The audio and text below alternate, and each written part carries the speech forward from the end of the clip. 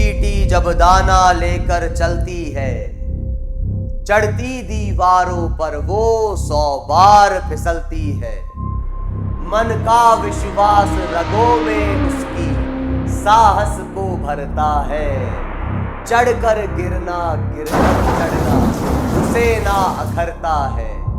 फिर भी उसकी मेहनत बेकार नहीं होती, क्योंकि कोशिश करने वालों की कभी हार नहीं होती। तो दोस्तों, मैं आपका बड़ा भाई हाजिर हूं आपके सामने लेकर के एक नया session on mathematical tools lecture number 7 और आप सभी का स्वागत करता हूं रफ्तार जेईई सीरीज में। और आज इस सेशन में हम कोशिश करेंगे कि वेक्टर पूरा खत्म हो जाए। तो आज जो हम बात करने जा रहे हैं वो है polygon law, position vector, components of vector. Sir vector product कहां गया? तो वेक्टर प्रोडक्ट अगर हो पाया तो खत्म कर देंगे, नहीं तो फिर अगले सेशन में। और दोस्तों, अगर आज अपना वेक्टर खत्म हो जाता है तो अगले सेशन में मैं स्टार्ट करूंगा रेक्टिलिनियर मोशन।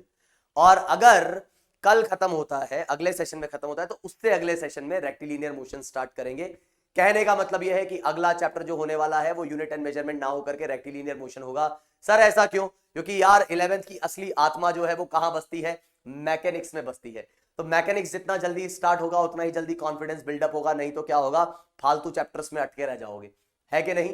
तो सर फिर ये क्यों करवाया यार, सीधे रेक्टिलिनियर पढ़ा देते। क्योंकि मैं जानता हूं आप लोग इंटीग्रेशन में भी अटकते हो, कई बच्चे डिफरेंशिएशन में भी अटकते हैं, और खास तौर पे वेक्टर जहां पे ये कंपोनेंट वाली बात है, बहुत बच्चे अटकते ही रहते हैं। उनको अभी तक नहीं पता कंपोनेंट्स कैसे लिए जाते हैं, वेक्टर कैसे ऐड किए जाते हैं। तो इसलिए भैया हम ये वेक्टर पढ़ा दिए पहले ही, जिससे कि थोड़ा सा डर निकल जाए। फिर आगे जब क्वेश्चन आएंगे तब दोबारा से ये चीजें होती रहेंगी, है ना? तो ये एकदम जो है सही तरीका रहेगा। और इवन कोटा में भी अगर आप देखोगे ना दोस्तों, तो भाई हम जब कोटा में पढ़ाते थे, मतलब हमसे मतलब जो भी जितने भी फैकल्टीज हैं वो यही फॉलो करते हैं। मैथमेटिकल टूल्स पहले पढ़ाया जाता है, यूनिट एंड मेजरमेंट को एकदम लास्ट में पढ़ाया जाता है, और रेक्टिलिनियर मोशन से चीजें स्टार्ट की जाती हैं। तो बिना देरी के बढ़ते हैं आगे और स्टार्ट करते हैं आज का सेशन। नहीं तो तुम बोलोगे सर ऐसे बात करते रहोगे तो हो लिया आज फिर पूरा सेशन खत्म। चलिए, तो हमने लास्ट जो पढ़ा था एकदम एकदम ताजा ताजा वो पढ़ा था क्या? Triangular law of vector addition, जो हमें कहता है कि अगर दो वेक्टर्स को आपको ऐड करना है तो उन दोनों वेक्टर्स का आपको मैग्नीट्यूड पता होना चाहिए, और साथ ही साथ उनका पता होना चाहिए आपको एंगल, जो कि है ये थीटा। और जो रिजल्टेंट होगा उसको निकालने का एक तरीका है, वो है क्या कि आप एक वेक्टर की खोपड़ी से दूसरे वेक्टर की पूंछड़ी को जोड़ेंगे। खोपड़ी मतलब सर, पूंछड़ी मतलब टेल, पूंछ, ठीक है? तो ए के हेड को बी के टेल से जोड़ दिया, या ऐसा भी कर सकते थे बी के हेड को ए के टेल से जोड़ दो।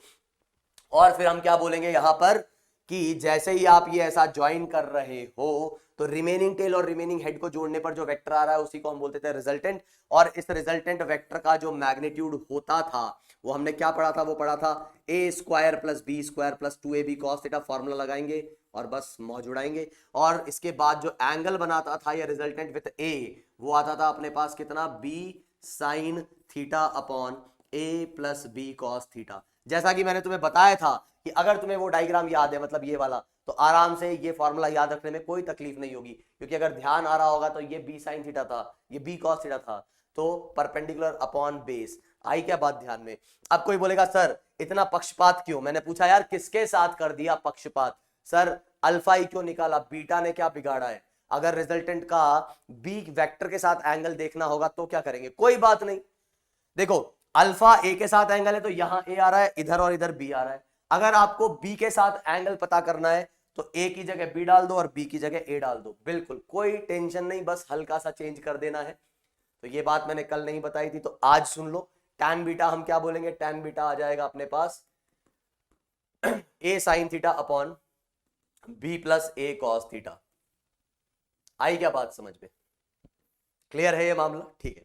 अब जो हम स्टार्ट करने जा रहे हैं वो स्टार्ट करने जा रहे हैं क्या? Parallelogram law. अब तुम बोलोगे सर ये तो सुना सुना ऐसा लग रहा है, आपने अभी जो है ना पहली क्लास जो हुई थी ना वेक्टर की, मतलब पिछली वाली, उसमें आपने बोला था वो वेक्टर को जो कैसे डिफाइन करते हैं, तो उसमें एक रूल जो था वो ये भी था कि पैरेललोग्राम लॉ को फॉलो करना चाहिए। अच्छा, तो आज हम पढ़ेंगे पैरेललोग्राम लॉ। अब तुम बोलोगे सर पैरेललोग्राम क्या होता है यार, ये तो बता दो पहले, है ना? और पैरेललोग्राम जो है वो क्या होता है वो तुम्हें भी पता है, लेकिन फिर भी अपन बताएगा क्या होता है। वो एक ऐसा क्वाड्रिलेटरल जिसके अपोजिट साइड कैसे हैं? अपोजिट साइड उसके है पैरेलल और इक्वल इन मैग्नीट्यूड या लेंथ सॉरी, तो यहां पर अगर मैं बात करूं तो मैं क्या कह रहा हूं कि पैरेललोग्राम लॉ की अगर मैं बात करता हूं तो मान लो अपने पास ये वेक्टर था ए, तुमने कहा ठीक है सर, और मेरे पास ये वेक्टर था बी, तुमने कहा ओके सर। तो अब मैं कहता हूं कि अगर मेरे को एक और वेक्टर बनाना है, एक और वेक्टर बनाना है, तो जरा बताओ यहां से मैं बी के जस्ट पैरेलल, बी के कैसा एकदम पैरेलल वेक्टर मैंने बना दिया कुछ ऐसा। तो बी के एग्जैक्ट पैरेलल मैंने ये बनाया, बी के एग्जैक्ट पैरेलल मैंने जो है ये वेक्टर बना दिया। एग्जैक्ट पैरेलल है और इक्वल है साइड में, तो क्या ये वेक्टर भी बी होगा? क्या तुम बोलोगे सर क्यों? क्योंकि सेम डायरेक्शन सेम मैग्नीट्यूड। ऐसे ही एक वेक्टर मैंने ऐसा बना दिया तो इसको मैं ए बोल दूंगा। क्या सर? क्यों? वही सेम डायरेक्शन सेम मैग्नीट्यूड। तो मुझे बताओ क्या अपने पास ये जो पिंक वेक्टर है, triangular law of vector addition के हिसाब से ये क्या ए और बी का रिजल्टेंट है क्या? अरे सर ट्राइंगल कहां आ गया? अरे यार देखो ना, दो ट्राइंगल दिख रहे हैं क्या? हाँ सर दिख तो रहे। इसका मतलब पैरेललोग्राम लॉ क्या ट्राइंगुलर लॉ ही है? हाँ, एक तरीके से कुछ नया नहीं है ये, ऐसा नहीं कि तुम सोचो कुछ नया पढ़ा रहा हूं, वही है। कैसे है सर? वही देखो, अभी ये ए और ये बी, हाँ सर दिख तो रहा है, ये रिजल्टेंट है क्या? हाँ, आपने पढ़ाया था उसके अकॉर्डिंग तो ये रिजल्टेंट है, तो बस ये रिजल्टेंट है फिर। अच्छा कितना लिखोगे इसको? सर कुछ नहीं, ए प्लस बी लिखूंगा, तो लिख दो ए प्लस बी। ठीक है, ए प्लस बी लिख दिया। हाँ सर लिख दिया, एकदम एकदम एकदम ढोल बजा के लिख दिया सर। तो फिर यहां पे बी और ए, अब देखो ट्राइंगुलर लॉ के हिसाब से एक वेक्टर का हेड दूसरे के टेल से जुड़ा होना चाहिए। तो जरा बी को देखो। सर देख रहे हैं भाई, बी को देखा तो बी का हेड क्या ए के टेल से जुड़ा है क्या? देखो देखो, बी का हेड क्या ए के टेल से जुड़ा है क्या? हाँ सर जुड़ा तो है। अब अगर जुड़ा है तो बी का जो रिमेनिंग टेल है, मतलब इन दोनों को ज्वाइन करने के बाद रिमेनिंग टेल और रिमेनिंग हेड से क्या ये पिंक वेक्टर जुड़ा है क्या? हाँ सर जुड़ा है, एकदम जुड़ा है। तो यार इसको मैं ऐसा बोल दूं क्या, बी प्लस ए? हाँ बोलो ना यार। तो क्या तुम्हें दिख रहा है कि बी प्लस ए और ए प्लस बी एक ही वेक्टर को रिप्रेजेंट कर रहा है? हाँ। तो क्या यहां से मैं ऐसा बोल दूं क्या कि ए प्लस बी बोलो या बी प्लस ए बोलो, एक ही बात है? सर क्या बात कर रहे हो यार, ये तो एक ही बात होगी ना। नहीं नहीं नहीं, ऐसा हमेशा नहीं होगा। क्या बात कर रहे हो? हमने तो यही पढ़ा है 2 + 3 अगर 5 होता है तो 3 + 2 भी 5 ही होता है ना? ऐसा ही पढ़ा है सर हमने। हाँ बात सही है, लेकिन वो स्केलर के लिए, वेक्टर के लिए भी है। तो फिर बचा क्या सर? एक क्वांटिटी ऐसी है, एक क्वांटिटी ऐसी है, ठीक है, जो मतलब स्केलर के लिए भी वैलिड है वो बात कि 2 + 3 = 5 और 3 + 2 = 5। लेकिन हमने क्या कहा था? इसी को बोलते हैं हम क्या? Commutative law. क्या बोलते हैं इसे? Commutative law. अगर किसी क्वांटिटी के लिए ये चीज वैलिड नहीं हुई, उसका मैग्नीट्यूड है, डायरेक्शन है, ये चीज वैलिड नहीं हुई, मतलब a प्लस बी प्लस ए के इक्वल नहीं हुआ, तो वो फिर वेक्टर में नहीं आ सकता। तो फिर किस में चले जाएगा? वो स्केलर में। सर एग्जांपल बताओ, तभी हमको थोड़ा सा है ना, हमारी सांस है ना, उसको चैन तभी मिलेगा, हमारी सांसें जो है वो तभी चैन ले पाएंगी कि जब आप इसका एग्जाम्पल दोगे। तो ये एग्जाम्पल मैं आपको दूंगा सर्कुलर मोशन में, जब मैं पढ़ाऊंगा क्या चीज? मैं पढ़ाऊंगा आपको एंगुलर डिस्प्लेसमेंट। एंगुलर डिस्प्लेसमेंट वो क्वांटिटी है जिसमें a प्लस बी और b प्लस ए अलग अलग रिजल्ट आएगा, तो उसका मैग्नीट्यूड और डायरेक्शन होने के बावजूद भी वो क्वांटिटी क्या? वेक्टर नहीं होगी। उसको हम किस में लेके चलेंगे? स्केलर में लेके चलेंगे। आई क्या बात समझ में? हाँ आ गई सर, आगे बढ़ो, है ना। कई जने बोलेंगे अरे नहीं आई क्या, पतली गली से निकल रहे हो, नहीं आई हमको। तो भाई वेट करो कब तक का? सर्कुलर मोशन का, क्योंकि कई चीजें टाइम पे हो तभी सही रहता है, नहीं तो समय ज्यादा लग जाएगा। तो अभी के लिए बस ये ध्यान रखो, क्या यहां पर a प्लस बी प्लस ए के इक्वल दिख रहा है? हाँ दिख रहा है। तो इसी को बोलते हैं कॉम्यूटेटिव लॉ, जो मैंने लिखाया था उसमें फर्स्ट वाली स्लाइड में, कॉम्यूटेटिव प्रॉपर्टी या लॉ कि a प्लस बी प्लस ए के इक्वल है। तो ये जब तक वैलिड नहीं होगा तब तक आप उस क्वांटिटी को वेक्टर नहीं बोल सकते। तो वेक्टर होने के लिए a प्लस बी प्लस ए के इक्वल होना चाहिए।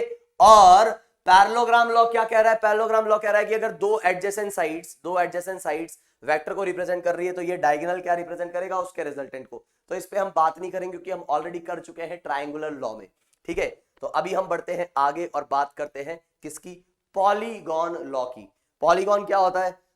पॉलीगॉन मतलब यार बस एक क्लोज्ड स्ट्रक्चर, ठीक है, और कितनी भी साइड्स हो सकती हैं उसकी, 3 4, मतलब ट्राइंगल भी पॉलीगॉन है, square, rectangle, hexagon, pentagon, octagon, ये सब क्या है, पॉलीगॉन है, तो उसकी कितनी भी स्लाइड्स हो सकती हैं। तो पॉलीगॉन लॉ जो दिया गया है वो दिया गया है बहुत सारे वेक्टर्स के लिए। अब देखो ऐसा तो होगा नहीं कि यार तुम्हारे पास सिर्फ 2 ही वेक्टर होंगे ऐड करने को, कभी कभी 2 से ज्यादा भी आ जाएंगे, 3 आ जाएंगे, 5 आ जाएंगे, 10 आ जाएंगे। अब तुम कह रहे हो बात तो सही है सर, है ना। तो पॉलीगॉन लॉ ऐसा बोलता है कि भैया जैसा आपने ट्राइंगुलर लॉ में किया था ना, क्या किया था सर ट्राइंगुलर लॉ में, यार बस कुछ नहीं, एक वेक्टर के हेड को दूसरे के टेल से जोड़ा था। हाँ, तो बस ऐसे यहां पे लाइन बाय लाइन करते जाओ, एक के बाद एक का नंबर ऐसे ही आता जाएगा। मतलब मान लो तुम्हारे पास बहुत सारे वेक्टर है, ए, तुम्हारे पास बी भी है, तुम्हारे पास सी भी है, डी भी है, ई भी है, और ऐसे करके एफ भी है, हाँ इससे भी ज्यादा हो सकते हैं। तो ये टोटल तुम्हारे पास कुछ 6 वेक्टर्स आ गए। मान लो कि ए की डायरेक्शन है कुछ ऐसी, ठीक है, और बी कुछ है ऐसा। तो बी अगर ऐसा है तो क्या करो, ए के अच्छा हमको करना क्या है, हमको इन 6 वेक्टर को ऐड करना है। तो क्या करेंगे हम, ए के हेड से बी के टेल को जोड़ देंगे। तो डायरेक्शन चेंज नहीं करनी है, बस डायरेक्शन को क्या नहीं करना है, चेंज नहीं करना है। फिर मान लो सी जो था अपने पास कुछ ऐसा था, तो क्या करेंगे, बी के हेड से सी के टेल को जोड़ देंगे। फिर मान लो अपने पास डी कुछ ऐसा वेक्टर था, ऐसा, डी कैसा था, ऐसा आता हुआ, तो डी के सी के हेड से डी के टेल को जोड़ देंगे। फिर मान लो ई अपने पास कुछ ऐसा वेक्टर था, तो ये ई के टेल को डी के हेड से जोड़ देंगे। तो क्या आप बात समझ रहे हो कि यहां पे क्या हो रहा है, जैसे जैसे वेक्टर है वैसे वैसे जोड़ते जाओ, ठीक है। ऐसे ही फिर मान लो अपने पास क्या आ गया, ये एफ आ गया, तो क्या कर देंगे, एफ के टेल को ई के हेड से जोड़ देंगे।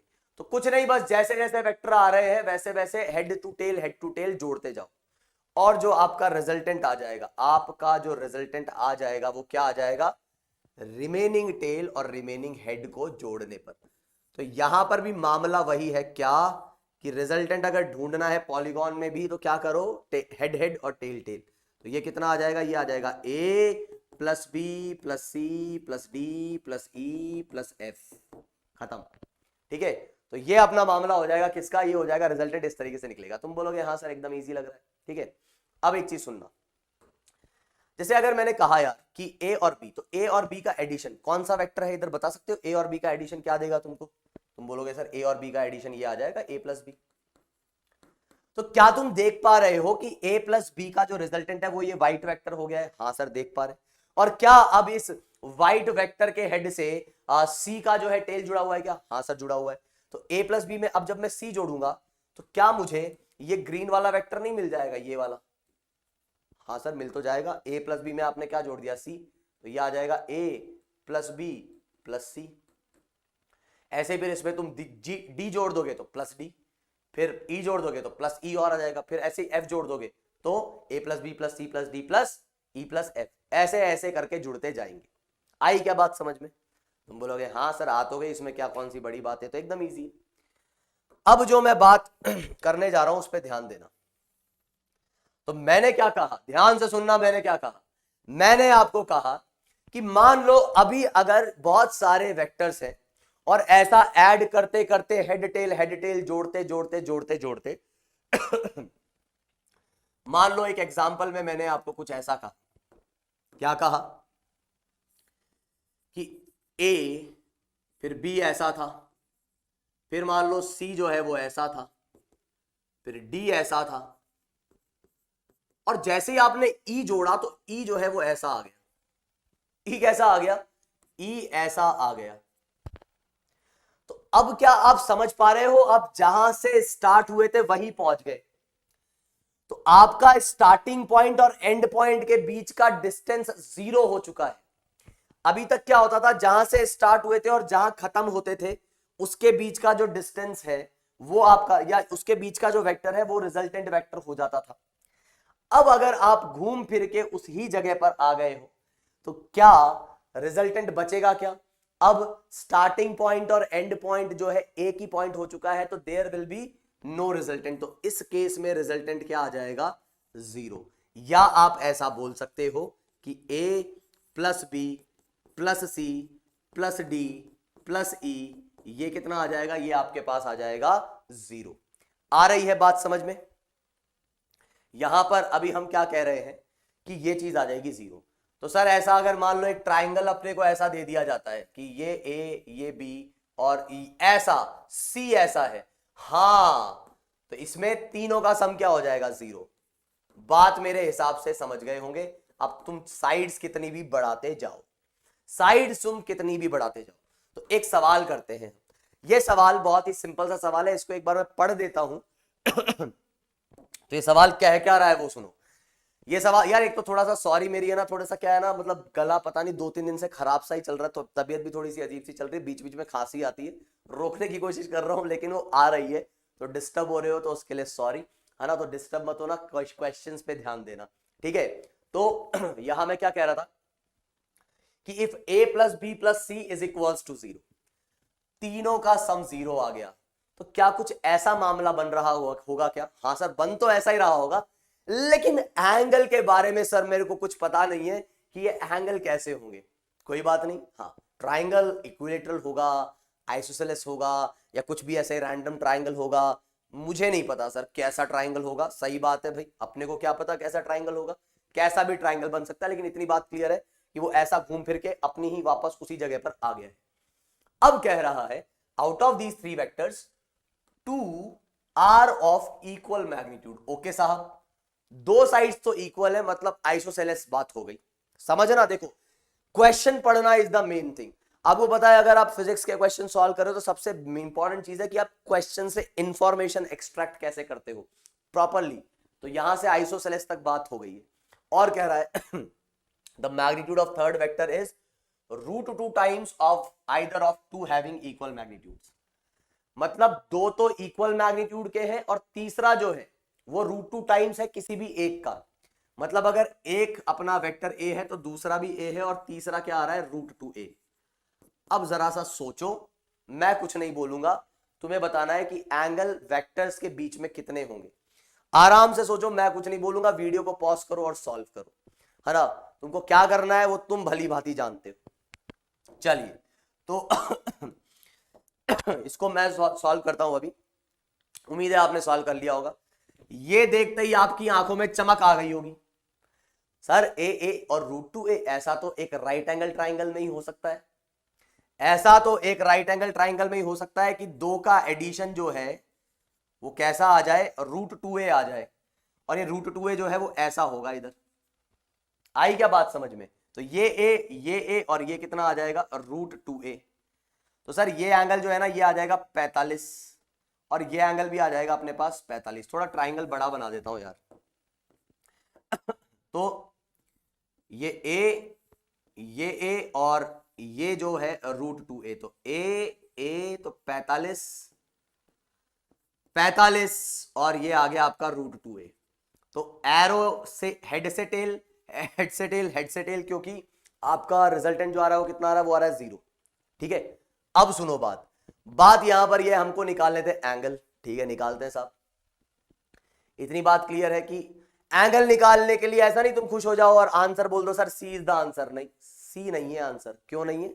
देखो, यहां पर हेड से हेड या टेल से टेल जुड़े होने चाहिए, तो इस वाले वेक्टर का हेड इसके टेल से जुड़ा है, लेकिन अगर इसको डिस्प्लेस करके टेल से टेल भी जोड़ देते हो तो भी एंगल 90 आएगा।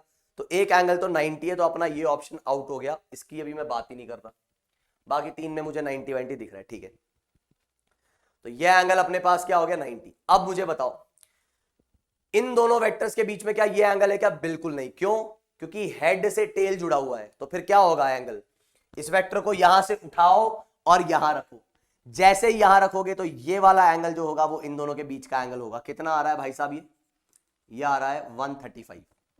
ठीक है समझ गए होंगे अब कौन सा ऑप्शन है। ऐसे ही ये हेड से टेल जुड़ा हुआ है, तो इस वेक्टर को उठा के यहां रखो, तो ये टेल और इस वाले की भी टेल यहां, तो ये एंगल 135। तो करेक्ट आंसर क्या है?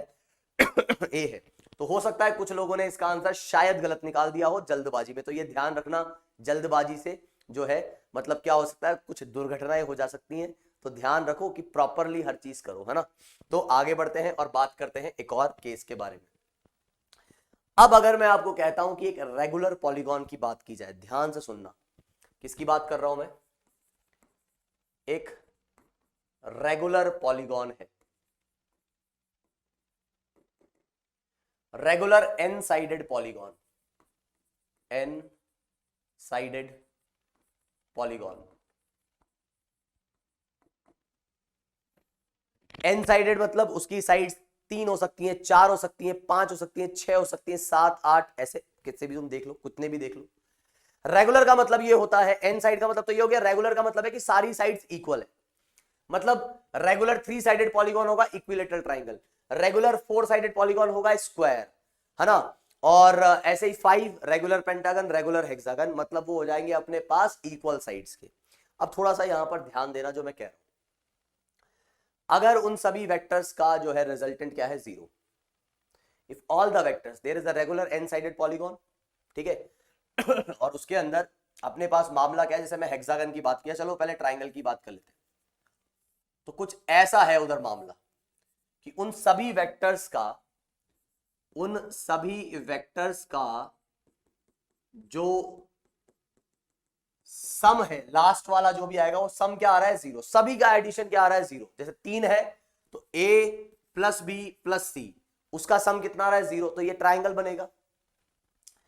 4 है तो क्या आ जाएगा, सम जो है 0 आएगा, तो ये एक स्क्वायर बनेगा, पेंटागन बनेगा, हेक्सागन बनेगा। तो यहां पे बात को समझना, ये वाला एंगल अगर आप देखोगे तो ये थीटा, इधर से एक बार घुमा थीटा, फिर एक बार और घुमा थीटा, फिर एक बार और घुमा थीटा, तो एक बार, दूसरी बार और तीसरी बार, 3 बार घूम गया, तो क्या मैं 360 घूम गया क्या?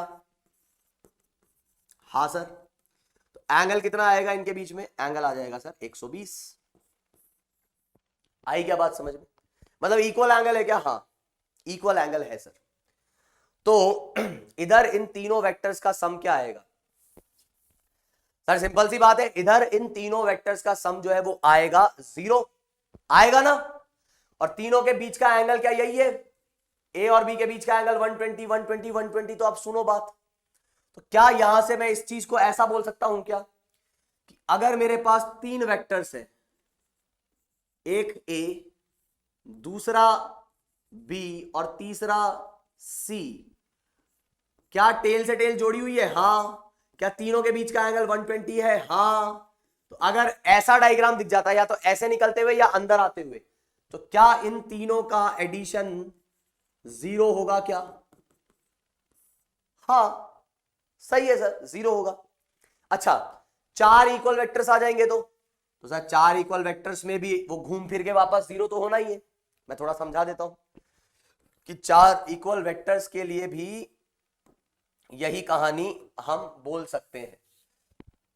4 इक्वल वेक्टर्स के लिए, एक मिनट, हाँ तो 4 इक्वल वेक्टर्स के लिए भी हम यही कहानी बोल सकते हैं। थोड़ा सा सुनना बात को कि ये 1 2 3 और ये 4, तो एंगल कितना आ जाएगा, थीटा थीटा थीटा थीटा। 4 बार घूमने पर 360 घूम गए, तो 4 into theta is equal to 360, 90 degree आता है क्या? आता है सर। तो 4 वेक्टर्स अगर तुमने ऐसे लगा दिए इक्वल, तो क्या इन चारों का रिजल्टेंट 0 हो जाएगा? हो जाएगा सर। ठीक है, ऐसे ही आप ये बात समझ जाओ, 4 के बाद 5 आएगा, तो 5 वेक्टर के बीच का एंगल भी इक्वल इक्वल होगा, कितना? 360/5। 6 वेक्टर्स आ जाएंगे, हेक्सागन बना लेगा, उनके बीच का एंगल कितना होगा? 360/6, 60 60 60। आ रही है बात समझ में? ऐसे ही 7 वेक्टर्स, ऐसे ही 8 वेक्टर्स, ऐसे ही 10, ऐसे ही 12। तो क्या मैं एक जनरल फॉर्मूला बोल सकता हूं क्या? तो क्या है वो जनरल फॉर्मूला? जनरल फॉर्मूला ये है कि यार अगर अपने पास n वेक्टर्स, कितने n वेक्टर्स हैं, ऐसे 1, ऐसे 2, ऐसे 3, ऐसे 4, और ऐसे करते करते करते करते ये मान लो A1, ये A2, ऐसे घूमते घूमते हम कितने पे आ गए? n वेक्टर्स है, ऐसे करते करते करते, समझ रहे हो बात को? और इन सब के बीच का जो एंगल है वो है 2π/n। मतलब कभी भी n वेक्टर्स इक्वल मैग्नीट्यूड के इक्वल एंगल पे लगेंगे तो उनका क्या रिजल्टेंट 0 हो जाएगा क्या? हाँ होगा ही होगा। क्योंकि वो एन साइडेड पॉलीगॉन बना लेंगे और रिजल्टेंट जो है 0 होगा। तो ये ध्यान रखना, ठीक है। मेरे हिसाब से ये बात समझ में आई होगी। मैंने ट्राइंगल से समझाया, स्क्वायर से समझाया, बात मेरे हिसाब से समझ में आई होगी, क्योंकि क्लोज्ड पॉलीगॉन बन जाएगा, ठीक है। अब हम बात करते हैं कि इस सवाल की। इस सवाल को करने से पहले मैं आपको बताना चाहूंगा कोप्लेनर वेक्टर्स के बारे में, क्योंकि यहां पे कोप्लेनर वेक्टर्स की बात हो रखी है। कोप्लेनर वेक्टर्स वो वेक्टर्स होते हैं जो कि सेम प्लेन में होते हैं। जैसे कि एक वेक्टर मैंने ये बनाया, ये कहां बनाया सर? बोर्ड पे बनाया। दूसरा वेक्टर मैंने कहां बनाया सर? यहां बनाया। क्या ये दोनों कोप्लेनर है क्या? हाँ सर, सेम प्लेन में है, कोप्लेनर है। अच्छा, एक मैं तीसरा वेक्टर बना रहा हूं ऐसा बाहर आता हुआ, क्या ए और सी कोप्लेनर है क्या? अब बहुत बच्चे बोलेंगे नहीं है सर, ए का प्लेन तो बोर्ड है, सी का प्लेन तो अलग है, सी और ए कोप्लेनर नहीं है। लेकिन ध्यान से सुनो, इस सी को उठा के, ये सी दिख रहा है ना तुम्हें, सी कैसा जा रहा है? सी कुछ ऐसा जा रहा है, ऐसा। तो इस सी को उठा के मैं इससे ऐसा जोड़ सकता हूं, ठीक है, इससे ऐसा जोड़ सकता हूं। एक पेन पड़ा है क्या? हाँ। तो ध्यान से सुनना, ए ऐसा था, ये दिख रहा है, ए ऐसा था, ए ऐसा था, और सी ऐसा बाहर आ रहा है, सी ऐसा बाहर आ रहा है। इन दोनों को मैंने जोड़ दिया। तो जैसे ही दो वेक्टर्स को जोड़ता हूं तो ये वाला प्लेन कॉमन प्लेन हो गया कि नहीं हो गया? इनका हुआ क्या? तो क्या दो वेक्टर हमेशा कोप्लेनर होंगे क्या? सर कैसे? देखो, एक वेक्टर ऐसा ले लो, एक कहीं और ले लो, जोड़ दो इनको बिना डायरेक्शन और मैग्नीट्यूड चेंज किए। तो दो लाइंस को तो जब भी जोड़ोगे वो सेम प्लेन में तो लाई करेंगी करेंगी। तो क्या मैं ऐसा बोल दूं कि दो वेक्टर तो हमेशा कोप्लेनर होंगे ही होंगे? दो वेक्टर तो हमेशा कोप्लेनर होंगे ही होंगे। लेकिन क्या तीन वेक्टर्स हमेशा कोप्लेनर होंगे? नहीं।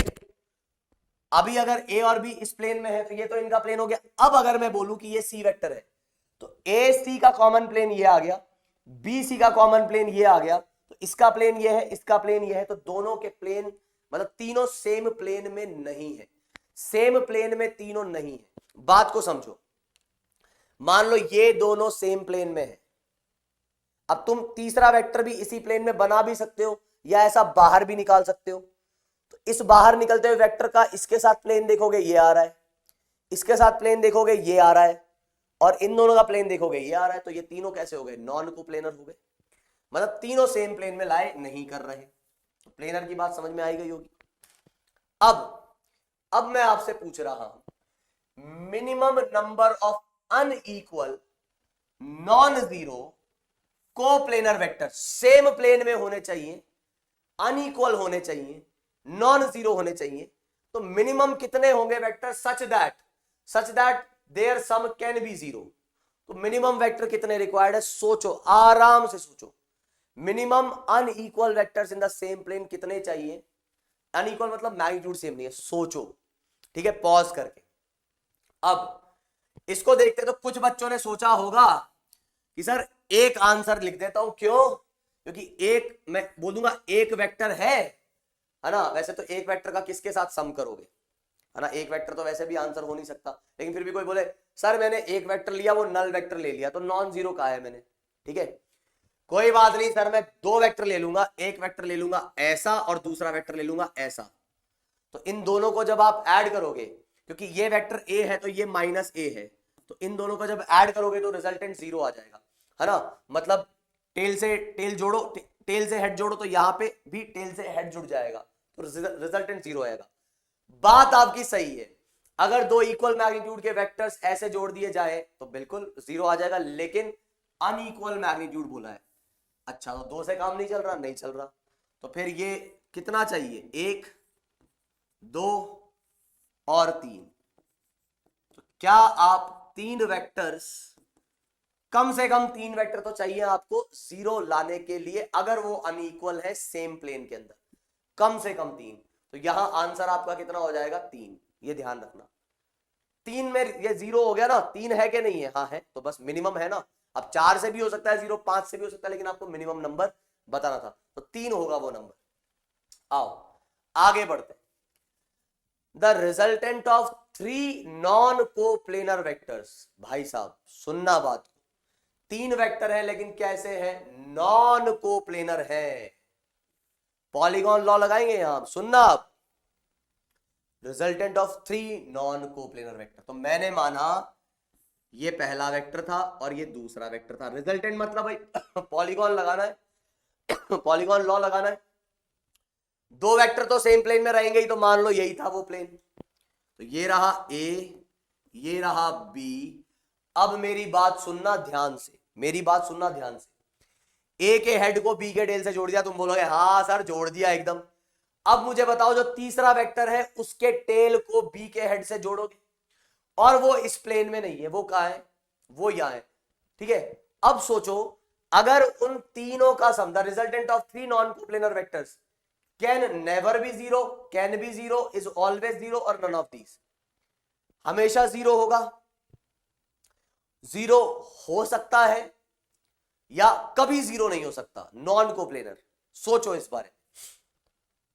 मैं उम्मीद कर रहा हूं आपने आंसर ढूंढ लिया हो सकता है कई बच्चे अभी बोल देंगे कि यार जीरो कैसे सर, यार वो ऐसा है ना, इधर जोड़ो और उसको जोड़ दो इधर से, मतलब ए बी, तो सी का टेल यहां आएगा और सी का हेड यहां आएगा। तो भाई अगर ऐसा एक वेक्टर बना दोगे तो फिर ये नॉन कोप्लेनर कहां हुए, ये तो कोप्लेनर हो गए, एक ही प्लेन में लाई कर गए ये तो। सर कैसे एक ही प्लेन में लाई कर रहे हैं यार मेरे, एक चीज बताओ, ए बी तो एक ही प्लेन में है, हाँ सर, और सी जो है उसका टेल इसी प्लेन में है और उसका हेड भी इसी प्लेन में, तो वेक्टर भी इसी प्लेन में होगा, तो ये तो कोप्लेनर हो गए। तो इसका मतलब ये यहां पर कोप्लेनर नहीं है ना, सॉरी ये तीनों तो कैसे है, कोप्लेनर है। हमको क्या चाहिए, हमको ये चाहिए कि तीसरा वेक्टर जो है वो नॉन कोप्लेनर हो, तो वो बना दोगे तो वो तो कोप्लेनर है, तो लो बना लिया तीसरा। अब तीसरा अगर बनाओगे ऐसा, तो क्या कहीं से भी चांसेस है क्या कि इसका हेड इससे जुड़ जाए? भैया इसके हेड को अगर इससे जुड़ना होगा तो इसको इसी प्लेन में आना पड़ेगा, समझो।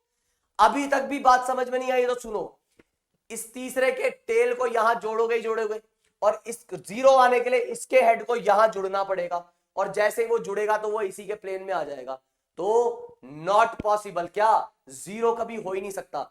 अगर ये इस प्लेन में नहीं है तो रिजल्टेंट जो आएगा वो नॉन जीरो आएगा। तो it the resultant of three non coplanar vector can never be zero, ध्यान रखना ये कभी जीरो नहीं हो सकता, कभी जीरो नहीं हो सकता।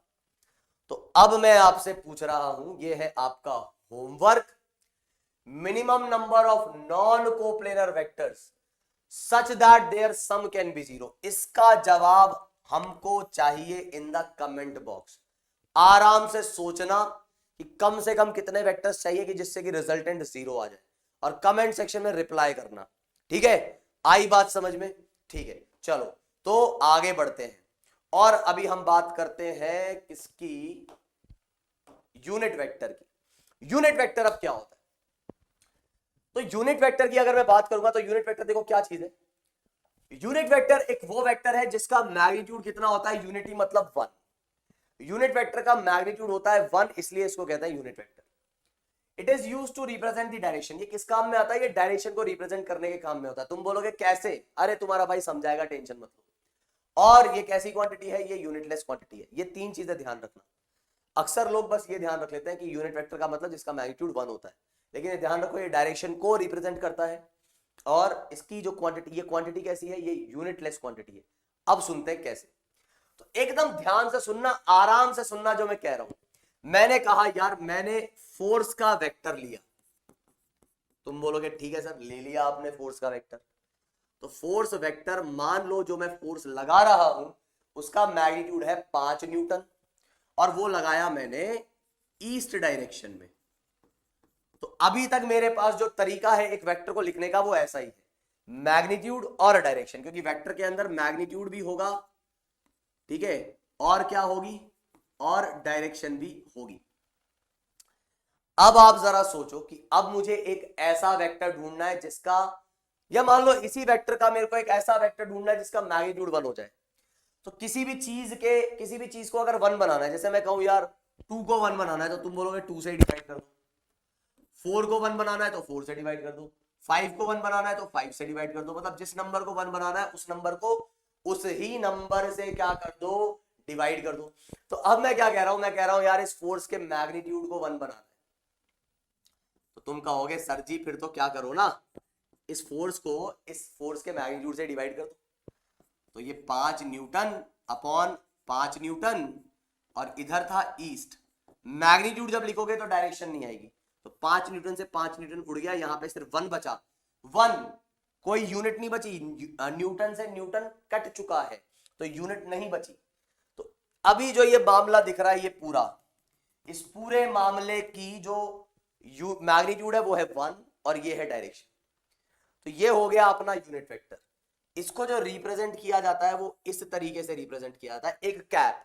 जैसे वेक्टर का सिंबल क्या है रिप्रेजेंट करने का, एक एरो। तो यूनिट वेक्टर का सिंबल क्या है, एक कैप। एफ क्यों लिखा, क्योंकि एफ का यूनिट वेक्टर है इसलिए मैंने एफ लिख दिया। ठीक है सर, अभी तक समझ रहे हैं, है ना। तो ये हो गया आपका यूनिट वेक्टर निकालने का तरीका।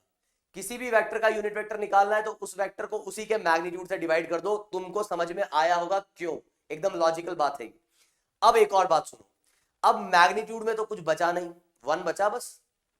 तो क्या दिख रहा है तुम्हें, डायरेक्शन। तो इस वजह से ये जो चीज है वो क्या रिप्रेजेंट करती है, ये रिप्रेजेंट करती है डायरेक्शन। क्या रिप्रेजेंट कर रहा है ये, only direction, because magnitude is 1, it has no unit, so it is only representing what, direction. तो इसलिए ये क्या करता है, डायरेक्शन को रिप्रेजेंट करता है। तो आप ये ध्यान रखिए, मेरे हिसाब से बात आपको समझ में आई होगी। ठीक है, समझने की कोशिश करोगे। देखो एक एटीट्यूड होता है कि मैं समझने की कोशिश ही नहीं करूंगा, एक एटीट्यूड होता है कि हाँ मैं समझने की कोशिश कर रहा हूं, है ना। तो समझने की कोशिश करोगे तो बिल्कुल आपको ये बात समझ में आएगी। तो क्योंकि कोशिश करने वालों की हार नहीं होती है दोस्तों। तो मैं ये क्या कह रहा हूं कि अगर आपके पास कोई भी वेक्टर है A, if you have a vector A and you want to find what, you want to find unit vector, तो the best way to find unit vector is what, you have to divide the whole vector with its magnitude। तो इससे divide कर दो। अब कोई बोलेगा sir इसको तो मैं ऐसे भी लिख सकता हूं, अगर मेरे को a वेक्टर लिखना है तो इसको मैं कुछ ऐसा लिख दूंगा, इसको क्रॉस मल्टीप्लाई किया तो a और इधर आ जाएगा a कैप। बात तो सही है यार, तो दिख रहा है ना उसी टाइप से। देखो अभी तक मैं क्या लिख रहा था, वेक्टर जो था वो क्या था, मैग्नीट्यूड और डायरेक्शन। अब जरा देखो इसको अगर मैंने ऐसा क्रॉस मल्टीप्लाई करके लिखा तो कैसा दिख रहा है, वेक्टर इज, ये क्या है मैग्नीट्यूड और ये क्या है डायरेक्शन। तो हो गया ना बिल्कुल मामला साफ। तो ये हो गया आपके पास मैग्नीट्यूड और ये क्या हो गई आपकी डायरेक्शन। उम्मीद है बात समझ में आई होगी। तो इस तरीके से हम जो है यूनिट वेक्टर लिख लेंगे। सर फिर भी है ना फील नहीं आ रही है यार, ये क्या मतलब है आई कैप। अब एक चीज बताओ, तुम जब पैदा हुए थे, अच्छा हाँ पैदा हुए थे, सुनाओ, हाँ कहानी सुना रहे हो कुछ सुनाओ सर, सुनाओ। ठीक है पैदा हुए थे, फिर अब हाँ तो तुम जब पैदा हुए थे है ना, बहुत सारी चीजें तुमने पहली बार सुनी होगी। तुमने पहली बार सुना होगा कि हाँ ईस्ट एक डायरेक्शन होती है। तो तुमने सुना होगा कि ईस्ट डायरेक्शन वो डायरेक्शन है जहां से सूरज चाचा उगते हैं, और जहां वो अस्त होते हैं वो वेस्ट है। और ये ईस्ट है, ये वेस्ट है, तो ये नॉर्थ है, ये साउथ है। तो तुम्हारे दिमाग में वो बैठ गई बात कि हाँ एक पर्टिकुलर डायरेक्शन को हमने एक सिंबल या नाम दे दिया जो कि है ईस्ट, एक डायरेक्शन को नाम दे दिया वेस्ट, एक को दे दिया नॉर्थ, एक को दे दिया साउथ, नाम दे दिया। अब जब भी ईस्ट बोलूंगा तो मेरे को क्लैरिटी होगी मैं कौन से डायरेक्शन की बात कर रहा हूं। ऐसे ही ऊपर वाली डायरेक्शन अप डाउन कुछ नाम दे दिए। तो मैथमेटिकली भी हमने एक सिंबल दे दिया। सर तो मैथमेटिकली तो यार हम एक्स वाई जेड के टर्म्स में बात करते हैं, x axes y axes z axes. अरे हाँ तो बस, तो सर क्या यहां पर भी इनके डायरेक्शंस दे रखे हैं क्या, जैसे सूरज जिस डायरेक्शन में उगता है उसको ईस्ट नाम दे दिया है, तो क्या पॉजिटिव एक्स की भी कोई डायरेक्शन है क्या, है ना मेरे भाई। क्या है सर, तो मेरे भाई वो जो डायरेक्शन है वो क्या है, वो है आई कैप जे कैप और के कैप। क्या डायरेक्शन है वो, आई कैप जे कैप और के कैप। खाली स्लाइड है क्या, है ना, खाली स्लाइड है हमारे पास। ये कॉपी मारी, कॉपी मारने में हमें बहुत ही उस्ताद आदमी, तो यहां से हमने कॉपी मारी और ये लिखी यहाँ, ये लिख दी। अब सुनो, अच्छा ये तो समझ गए होंगे ना यूनिटलेस क्यों है, क्योंकि यूनिट से यूनिट कट गई। तो डायरेक्शन की थोड़ी ना कुछ यूनिट होगी। तुम बोलोगे ईस्ट डायरेक्शन कितने यूनिट का है, तो ईस्ट डायरेक्शन का यूनिट है सेकंड्स। कोई बोलेगा पागल हो गया कि भाई डायरेक्शन की यूनिट नहीं होती, तो ये यूनिटलेस क्वांटिटी है। अब सुनो आगे मैं क्या कह रहा हूं, मैं कह रहा हूं कि एक्स वाई और जेड, एक्स वाई और जेड क्या इनकी यूनिट होगी, सॉरी इनका यूनिट वेक्टर भी तो होगा, तो अगर मैं कहता हूं कि ये आपकी x एक्सिस है, ये y एक्सिस है, और ऐसे बाहर निकलती हुई आपकी ये है z एक्सिस, और ये माइनस z, ये प्लस x तो ये माइनस x, माइनस साइन लगाते डायरेक्शन अपोजिट हो जाती है, ये y तो ये माइनस y, और ये z तो ये माइनस z। तो प्लस x के अलोंग ये वाली जो डायरेक्शन है इसको बोलते हैं आई कैप। सर आई कैप ही क्यों बोला, आई की जगह कुछ और क्यों ना लिया?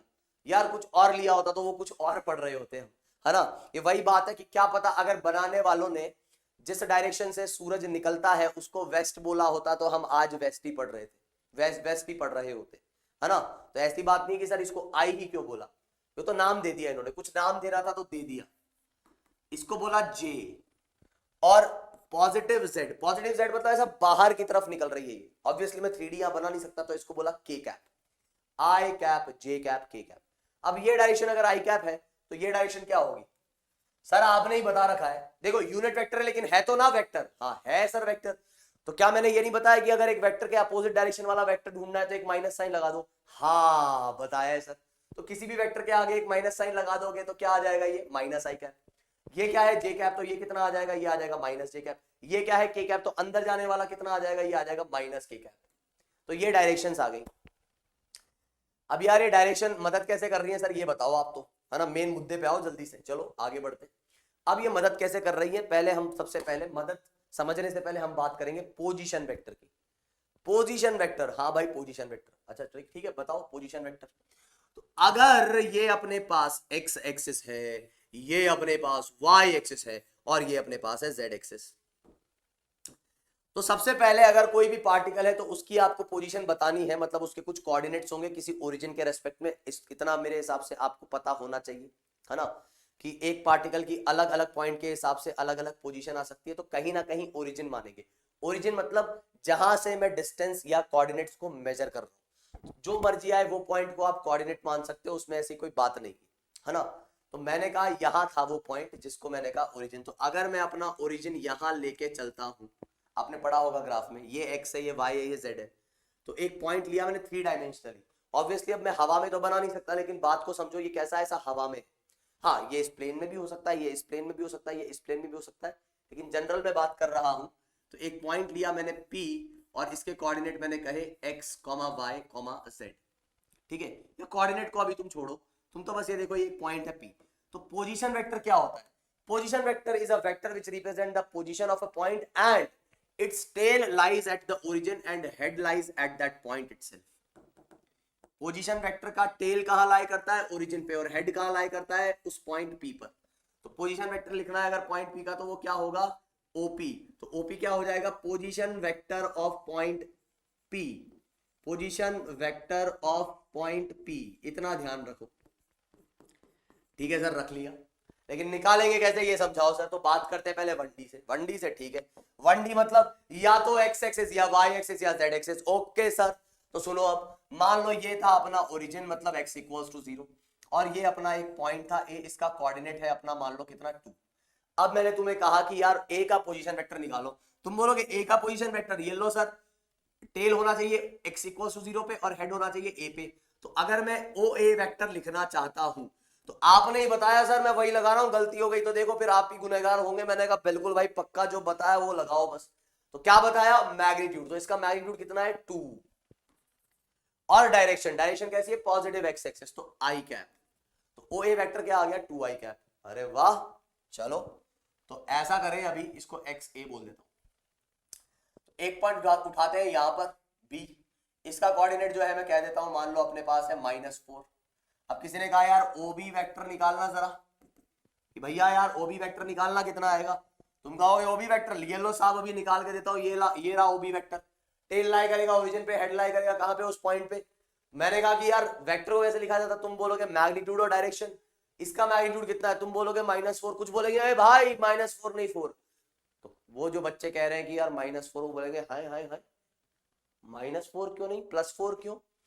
फिर उनकी खोपड़ी चलेगी और बोलेगी हाँ मैग्नीट्यूड का मतलब तो क्या होता था? मैग्नीट्यूड का मतलब तो होता था पॉजिटिव वैल्यू। तो OB वेक्टर का मैग्नीट्यूड -4 नहीं है, 4। मैग्नीट्यूड का मतलब पॉजिटिव नंबर। और डायरेक्शन जो है वो कैसी है, वो माइनस आई कैप है, डायरेक्शन माइनस आई कैप है।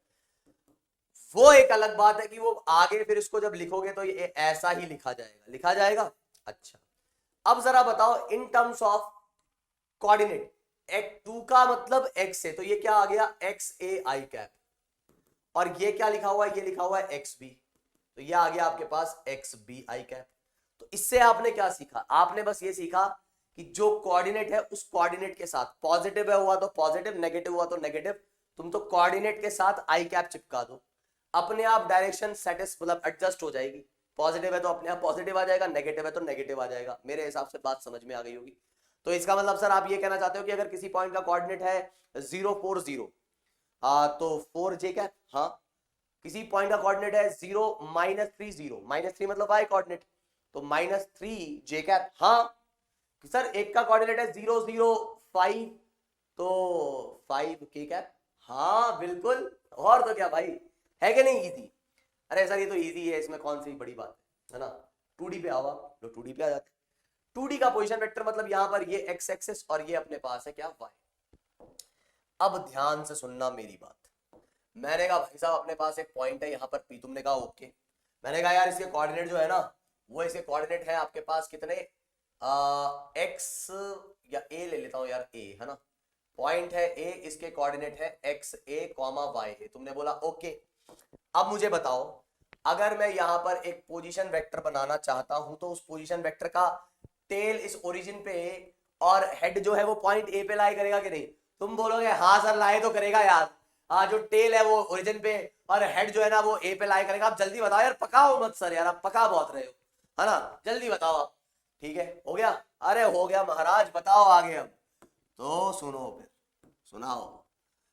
यहां से मैंने डाला एक परपेंडिकुलर, ठीक है डाल दिया, और बताओ। अब देखो, अब मैं कहता हूं यार जरा एक वेक्टर देखना, तो तुम बोलोगे हाँ दिख तो रहा है, और एक ये वेक्टर देखना, तो तुम बोलोगे हाँ ये भी दिख रहा है, ये वाला वेक्टर भी सर दिख रहा है। अब जरा मुझे बताओ क्या इसको नाम देते हैं, चलो इस पॉइंट को मैंने नाम दे दिया बी। इस बी का कोऑर्डिनेट क्या है? तुम बोलोगे इस बी का कोऑर्डिनेट है एक्स ए कॉमा 0। तो यार बताना जरा ओ बी वेक्टर कितना आएगा? तुम बोलोगे सर वो आ जाएगा एक्स ए आई कैप, अभी अभी आपने बताया था। अच्छा बी ए वेक्टर कितना आ जाएगा मेरे भाई? तो तुम कहोगे सर बी ए वेक्टर है ना, आप इधर से भी अगर एक ऐसा परपेंडिकुलर डालोगे ना यहां से, तो आपका जो ये कोऑर्डिनेट आएगा, ये कोऑर्डिनेट आ जाएगा 0 y a, और यहां से जो वेक्टर ढूंढोगे तो जो इस वेक्टर की लेंथ है उसी वो लेंथ इस वेक्टर की भी और डायरेक्शन भी सेम है। और इसका पोजीशन वेक्टर मैं जानता हूं, ये y a j कैप आ जाएगा, y a j कैप। तो आप समझ जाओ ये लेंथ y a है और डायरेक्शन j कैप है। हाँ सर है तो सही। अब मुझे बताओ क्या ट्राइंगल दिख रहा है क्या? कहां है सर ट्राइंगल? देखो ना यार ओबी है, हाँ सर दिख गया। रिजल्टेंट ढूंढो। तुम बोलोगे हेड से हेड ये जुड़ा हुआ है, टेल से टेल ये जुड़ा हुआ है, तो ओ ए जो है वो रिजल्टेंट आ गया, आ गया इस ट्राइंगल में। ट्राइंगल ओ बी ए में कौन रिजल्टेंट है? ओ ए रिजल्टेंट है। ओ ए रिजल्टेंट है तो किसका एडिशन के, ट्राइंगुलर लॉ आपको कह रहा है कि वो इक्वल है ओ बी और बी ए के। अच्छा ओ बी की वैल्यू क्या है? ओ बी की वैल्यू है x a i cap. B ए की कितनी है भाई? बी ए की है वाई ए जे कैप। तो ओ ए कितना आ गया? ओ ए आ गया x a i cap plus Y a j cap. अरे सर ये तो बहुत इजी हो गया यार। क्यों भाई, क्यों हो गया इजी? सर कुछ है ही नहीं इसमें तो यार, एक्स के साथ आई कैप जोड़ दिया, वाई के साथ जे कैप जोड़ दिया, तो साफ दिख रहा है। तो समझ में आ रही है बात एकदम क्यों ऐसा हो रहा है। अभी तक तो रटा था शायद हमने, अब ये भी समझ में आ गया क्यों ऐसा हो रहा है। और साथ ही साथ अगर इसका मैग्नीट्यूड निकालना चाहोगे तो मैग्नीट्यूड मतलब लेंथ होता है सर, और ये दोनों वेक्टर्स तो परपेंडिकुलर है, तो इसका स्क्वायर प्लस इसका स्क्वायर का अंडर रूट, तो हम क्या बोल देंगे, ये आ जाएगा एक्स ए स्क्वायर वाई ए स्क्वायर और इसका रूट, तो ये आ गया मैग्नीट्यूड।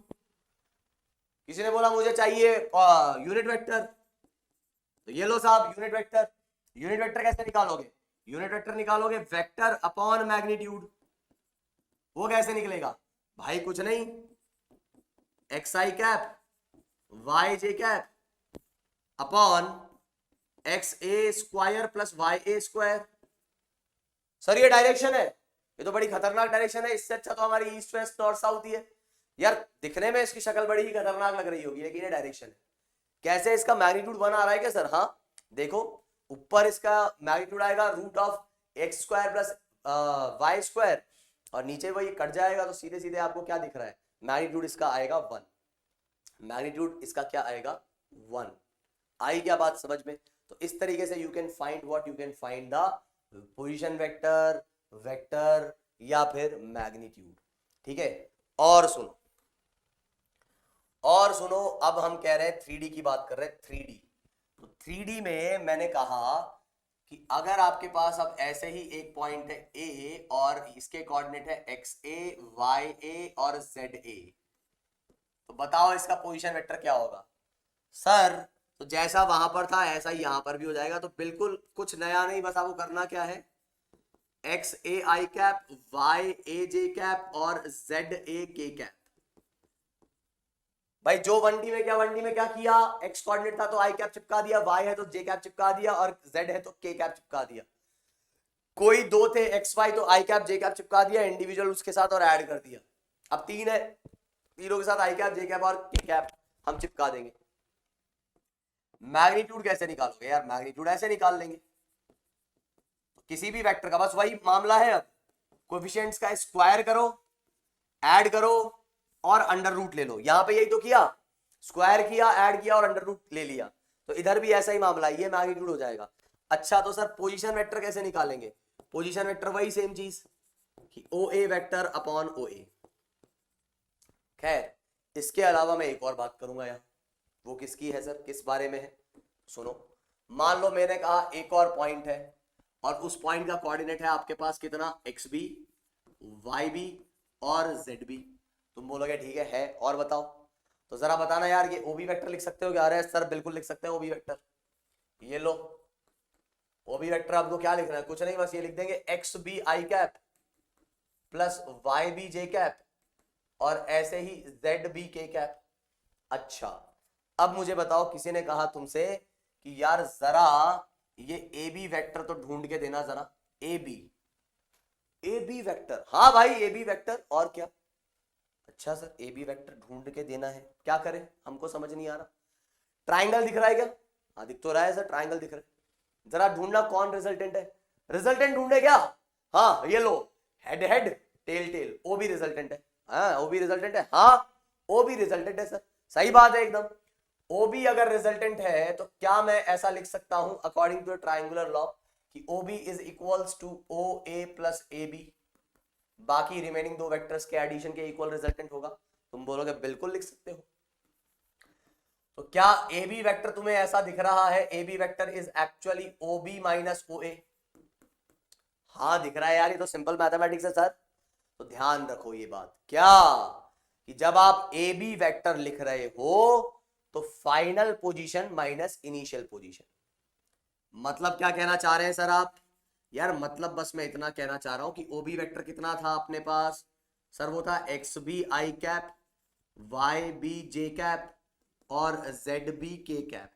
और ओ ए वेक्टर कितना था सर? वो था x a i cap, y a j cap और जेड ए के कैप, है ना?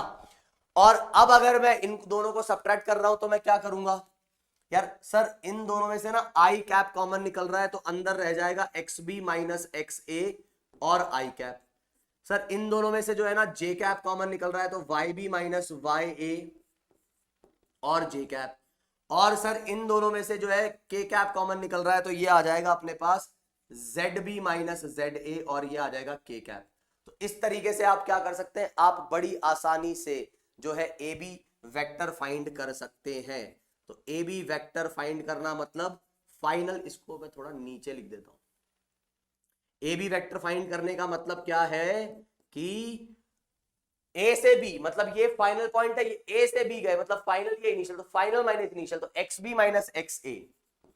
तुम्हें पता है 12th की क्लास लेते हैं ना, 12th की क्लास, 12th की क्लास में इलेक्ट्रोस्टैटिक्स में है ना, ये काम में आता है ऐसा लिखना, वो डिस्टेंस फॉर्मूला से के Q1 Q2 by are square. बच्चे है ना डिस्टेंस वेक्टर फॉर्म में नहीं लिख पाते, सोचो इतनी बेसिक सी बात 11th पढ़ लेने के बाद। अभी तुम बोल रहे हो यार पता नहीं क्यों पढ़ा रहा है ये, तुम सोच रहे हो 12th में ये वेक्टर नहीं लिख पाते बच्चे, बोलते हैं अरे सर पता नहीं कैसे लिख रहे हो, हमको नहीं समझ आ रहा। तो कुछ नहीं करना, बस तुम्हें कोऑर्डिनेट को माइनस करना, फाइनल माइनस इनिशियल। तो x b minus x a i cap, y b minus y a j cap, और ऐसे z B minus Z a के कैप। तो ये जो है आपका वेक्टर आ गया। अब कोई कहेगा वेक्टर आ गया तो मैग्नीट्यूड भी निकाल ही दोगे आप। हाँ भाई निकालेंगे, क्यों नहीं निकालेंगे। तो मैग्नीट्यूड का तो अपने पास तरीका क्या है, कोएफिशिएंट्स जो है आई कैप जे कैप और के कैप के, इनके स्क्वायर करो और ऐड कर दो। मतलब सर आप ये कहना चाह रहे हो क्या कि ये एक्स बी माइनस एक्स ए जो है इसका स्क्वायर करूं, फिर उसको ऐड करूं किससे, y b minus y a के स्क्वायर से, और फिर उसको ऐड करूं किससे, z B minus Z a के स्क्वायर से, और फिर रूट ले लूं। बिल्कुल सही। अच्छा तो सर इसका तो फिर यूनिट वेक्टर भी निकल जाता होगा। हाँ यार क्या निकलता है सर, वही वेक्टर अपॉन मैग्नीट्यूड। सर दिखने में बड़ा अजीब लगेगा लेकिन वो लगने दो, क्या दिक्कत है बस मैथमेटिकली ऐसे है। तो सर यार ये इतना कॉम्प्लिकेटेड क्यों बना दिया, अपना तो वही अच्छा था, ट्राइंगुलर लॉ वेक्टर एडिशन। अरे देखो तो सही कितना इजी हो गया एडिशन। कहाँ हो गया सर, ये तो बड़ा अजीब सा लग रहा है।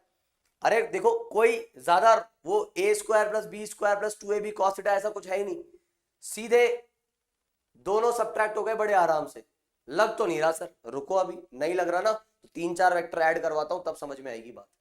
3-4 वेक्टर ऐड करवाता हूं तब अपने आप समझ में आएगी कि क्या फायदा हुआ ये आई कैप जे कैप और के कैप लिखने में, अपने को कितनी आसानी हुई, कितनी आसानी हुई। अच्छा बताओ कितनी आसानी हुई। तो सुनो, मैंने तुमसे कहा कि मान लो तुमको कहा गया है कि एक वेक्टर है तुम्हारे पास 2i cap plus 3j cap plus 4k cap. तुमने बोला ओके।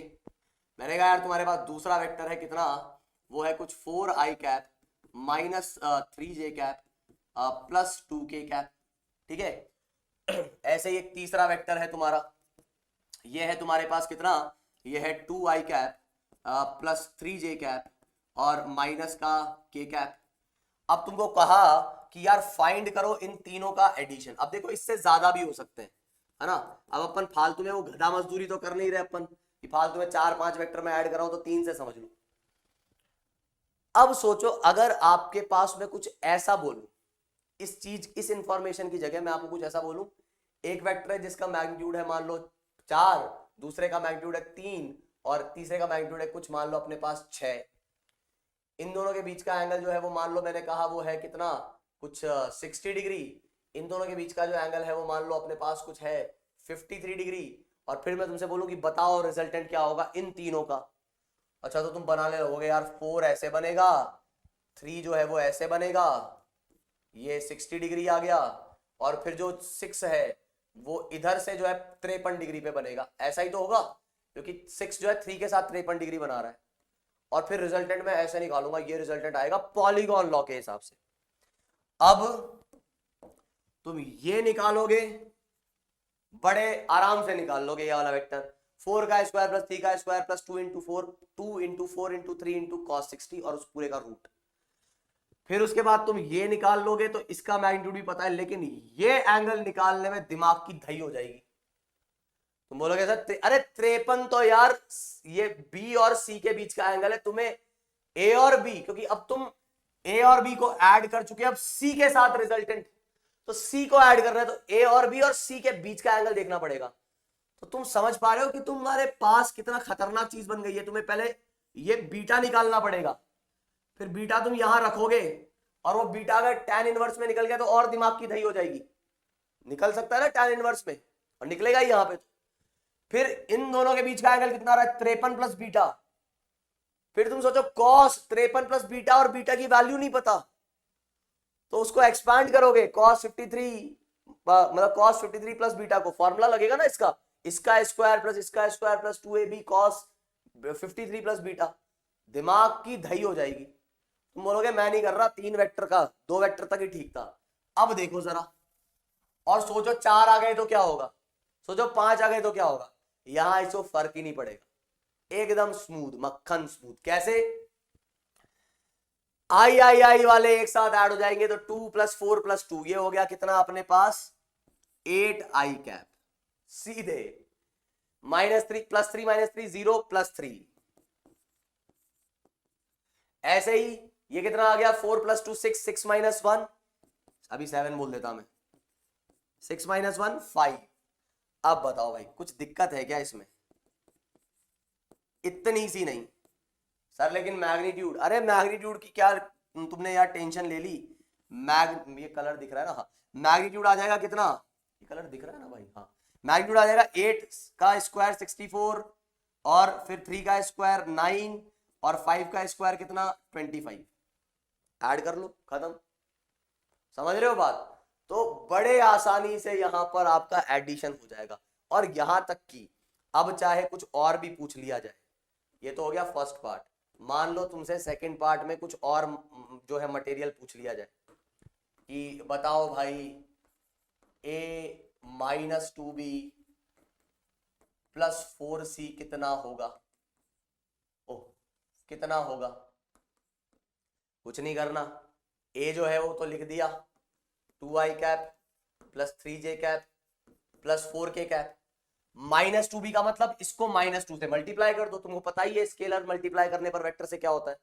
तो माइनस का 8i कैप प्लस का 6j कैप, -2 है ना, -2 तो -8 3 to 6 प्लस का हो जाएगा और ये कितना हो जाएगा 2 into 2 4, तो 4k कैप। आई बात समझ में? और बताओ 4c, तो 4c 4 to 8 4 3 12 प्लस का और -4, अब सीधे सीधे ऐड कर दो। तो कुछ नहीं किया मैंने, a की वैल्यू एज इट इज रख दी, -2 तो 4 to 8 माइनस का ये प्लस का 6 3 2 प्लस का 6 और ये आ जाएगा अपने पास -4। ऐसे ही अपने पास 4c तो 4 2 जा 8 4 3 12 और -4, तो ये कटा इससे और ये कितना आ गया सिर्फ 2i। ऐसे ही यहाँ पे ये प्लस था और ये भी प्लस है और ये भी प्लस है, तो कितना आ जाएगा 12 प्लस 6 18 18 प्लस 3 कितना आ जाएगा 21। ऐसे ही यहाँ पे इससे ये कट गया, ये आ जाएगा माइनस का 4k कैप। अब बताओ कितना आसान है सब कुछ, कितना आसान है, प्लस करो माइनस करो सब कुछ बहुत आसान है, ठीक है। तो इसलिए हम ये चीज देखते हैं, है ना, इधर से अपने को बहुत फायदा मिल जाता है। तो अब हम बात करने जा रहे हैं किसकी, component of vector. Component of vector time देख लेते हैं, तो शायद ही हो पाए आज dot product cross product, obviously वो अब अगली क्लास में ही हो पाएंगे। तो कंपोनेंट ऑफ वेक्टर की बात करते हैं। कंपोनेंट ऑफ वेक्टर, ध्यान से सुनना आप जो मैं कह रहा हूं, एकदम ध्यान से। कंपोनेंट का क्या मतलब है सर? कंपोनेंट के मतलब होते हैं टुकड़े। हाँ सही बात है यार, कंपोनेंट ऑफ वेक्टर का मतलब है टुकड़े, ठीक है। तो स्केलर से समझते हैं इस बात को, स्केलर से। जैसे मान लो तुम्हारे पास एक नंबर था 7, मैंने कहा यार इस 7 जो नंबर है ना इसके 2 टुकड़े कर दो। तुम बोलोगे ये लोग कर देते हैं। 7 के जो 2 टुकड़े किए, एक किया मैंने 4 और एक किया मैंने कितना, एक टुकड़ा किया मैंने 4 और एक टुकड़ा मैंने किया 3। अच्छा मतलब इन दोनों को जोड़ूंगा तो वापस 7 मिल जाएगा, और तो क्या। तो मैं ऐसा लिख दूं क्या कि 7 को मैं ऐसे तोड़ सकता हूं 4 + 3 में। हाँ अच्छा, कोई बोले सर 4 + 3 क्यों, मैं ऐसा भी लिख सकता हूँ 1 + 6 या 2 + 5, 3 + 4 तो आ ही गया। कोई बोले नहीं मैं थोड़ा सा और इसको चेंज कर लेता हूँ, पॉइंट्स में लिखने लग जाऊंगा, तो बहुत सारे कॉम्बिनेशन हो जाएंगे। जैसे मान लो 6.9 + 0.1, अब इसकी तो कोई लिमिट ही नहीं है। लेकिन तुम ये समझ गए होंगे कि हाँ कंपोनेंट का मतलब ये है कि उन कंपोनेंट्स को वापस में जोड़ूंगा तो वापस वही नंबर मिल जाएगा, है ना। अब एक चीज बताओ, वेक्टर की अगर बात करते हो तो वेक्टर के कंपोनेंट्स, तो वेक्टर का जो टुकड़ा होगा वो भी तो एक वेक्टर ही होगा। आई बात समझ में? उसकी एक डायरेक्शन भी होगी। तो अब हम बात कर रहे हैं यहां पे एक वेक्टर के 2 टुकड़े करने की। कितने? 2। अच्छा सर 2 ही क्यों किए, 2 से ज्यादा भी हाँ कर सकते थे, 2 से ज्यादा 3 भी कर सकते थे, 4 भी कर सकते थे, लेकिन अभी हम सिर्फ 2 की बात कर रहे हैं। 2 टुकड़े हम करेंगे वेक्टर के। अब आप ये समझो कि वो दोनों टुकड़ों की भी डायरेक्शन होगी और साथ ही साथ वो दोनों टुकड़ों की डायरेक्शन होगी, तो हम कौन से वाले टुकड़े की बात कर रहे हैं? ऐसे टुकड़े जो एक दूसरे के परपेंडिकुलर है। तो इसलिए हम इसको क्या बोलते हैं, ये पीछे कैसे हो गया भाई, इधर कैसे आ गया एकदम से, ये जादू कैसा हो गया भाई। तो इसलिए ये जो कंपोनेंट ऑफ वेक्टर जो हम पढ़ रहे हैं ना, इसमें हम एक स्पेशल केस पढ़ रहे हैं सबसे पहले, और इसी की बात हम और इसी की चर्चा हम करेंगे। तो अभी मैं जो कह रहा हूं वो क्या है, रेक्टेंगुलर कंपोनेंट्स। तुमको समझ में आ जाएगा क्या मतलब है इसका। कंपोनेंट तो तुम समझ ही गए, रेक्टेंगुलर कंपोनेंट बोल दो, या फिर प्रोजेक्शन ऑफ वेक्टर बोल दो। along two perpendicular direction, along two perpendicular directions, या फिर जो है रेजोल्यूशन ऑफ वेक्टर भी बोल दो along two perpendicular direction, resolving a vector along two perpendicular direction। तो कंपोनेंट, प्रोजेक्शन, रेजोल्यूशन एक ही बात है, resolving a vector in two perpendicular direction एक ही बात है, लिख लेना होगा ना, रिजॉल्विंग, RESOLVING। इसका मतलब क्या होता है इसको समझते हैं, ध्यान से सुनना मेरी बात, एकदम ध्यान से। तो मैंने कहा यार कि अपना ये है वाई एक्सिस और ये है अपनी एक्स एक्सिस, तुमने बोला ठीक है, क्योंकि मैं दो परपेंडिकुलर डायरेक्शन की बात कर रहा हूं तो मैंने एक्स और वाई ले ली, तुमने बोला ठीक है सर कोई दिक्कत नहीं, बिल्कुल आप लीजिए, आप एकदम फ्री हैं लेने को। तो यहां अब मैं कहता हूं कि ये वेक्टर था मेरा ए, ठीक है सर, ये वेक्टर ए था। मैंने कहा यार ये ए जो है ना एक्स एक्सिस से एंगल बना रहा था कितना, थीटा। तुम कहोगे ठीक है सर एक्स एक्सिस से एंगल थीटा बना रहा था, आगे बोलो यार बड़ा स्लो पढ़ाते हो यार कछुए, इतना स्लो मत पढ़ाया करो, ठीक है।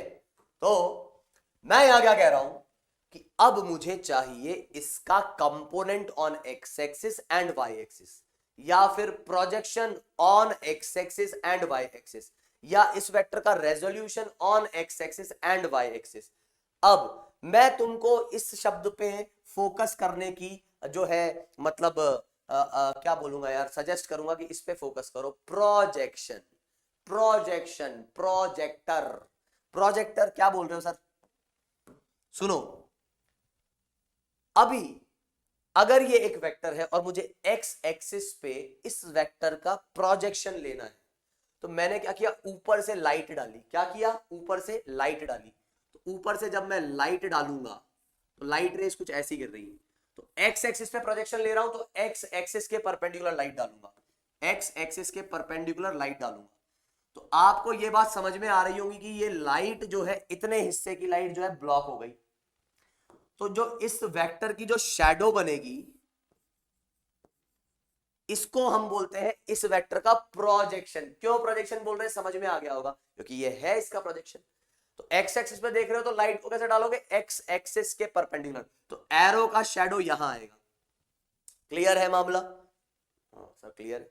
चलो तो आगे सुनो फिर और कहानी सुनाओ। अब मैं कहता हूं ऐसे ही जो अपना y डायरेक्शन में अगर मुझे इस वेक्टर का कंपोनेंट चाहिए तो मैं क्या करूंगा, y डायरेक्शन के परपेंडिकुलर लाइट रेज डालूंगा, डालो साहब।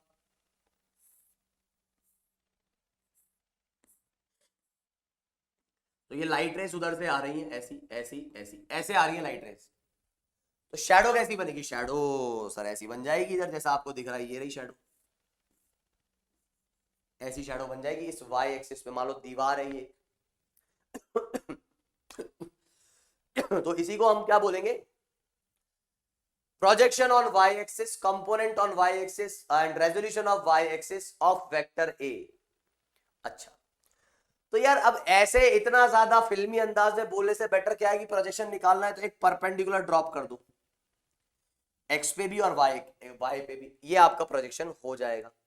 उम्मीद है बात तुम समझे होंगे, अरे समझ तो गए लेकिन निकालो तो सही, उसको निकालेंगे कैसे वो समझाओ हमको।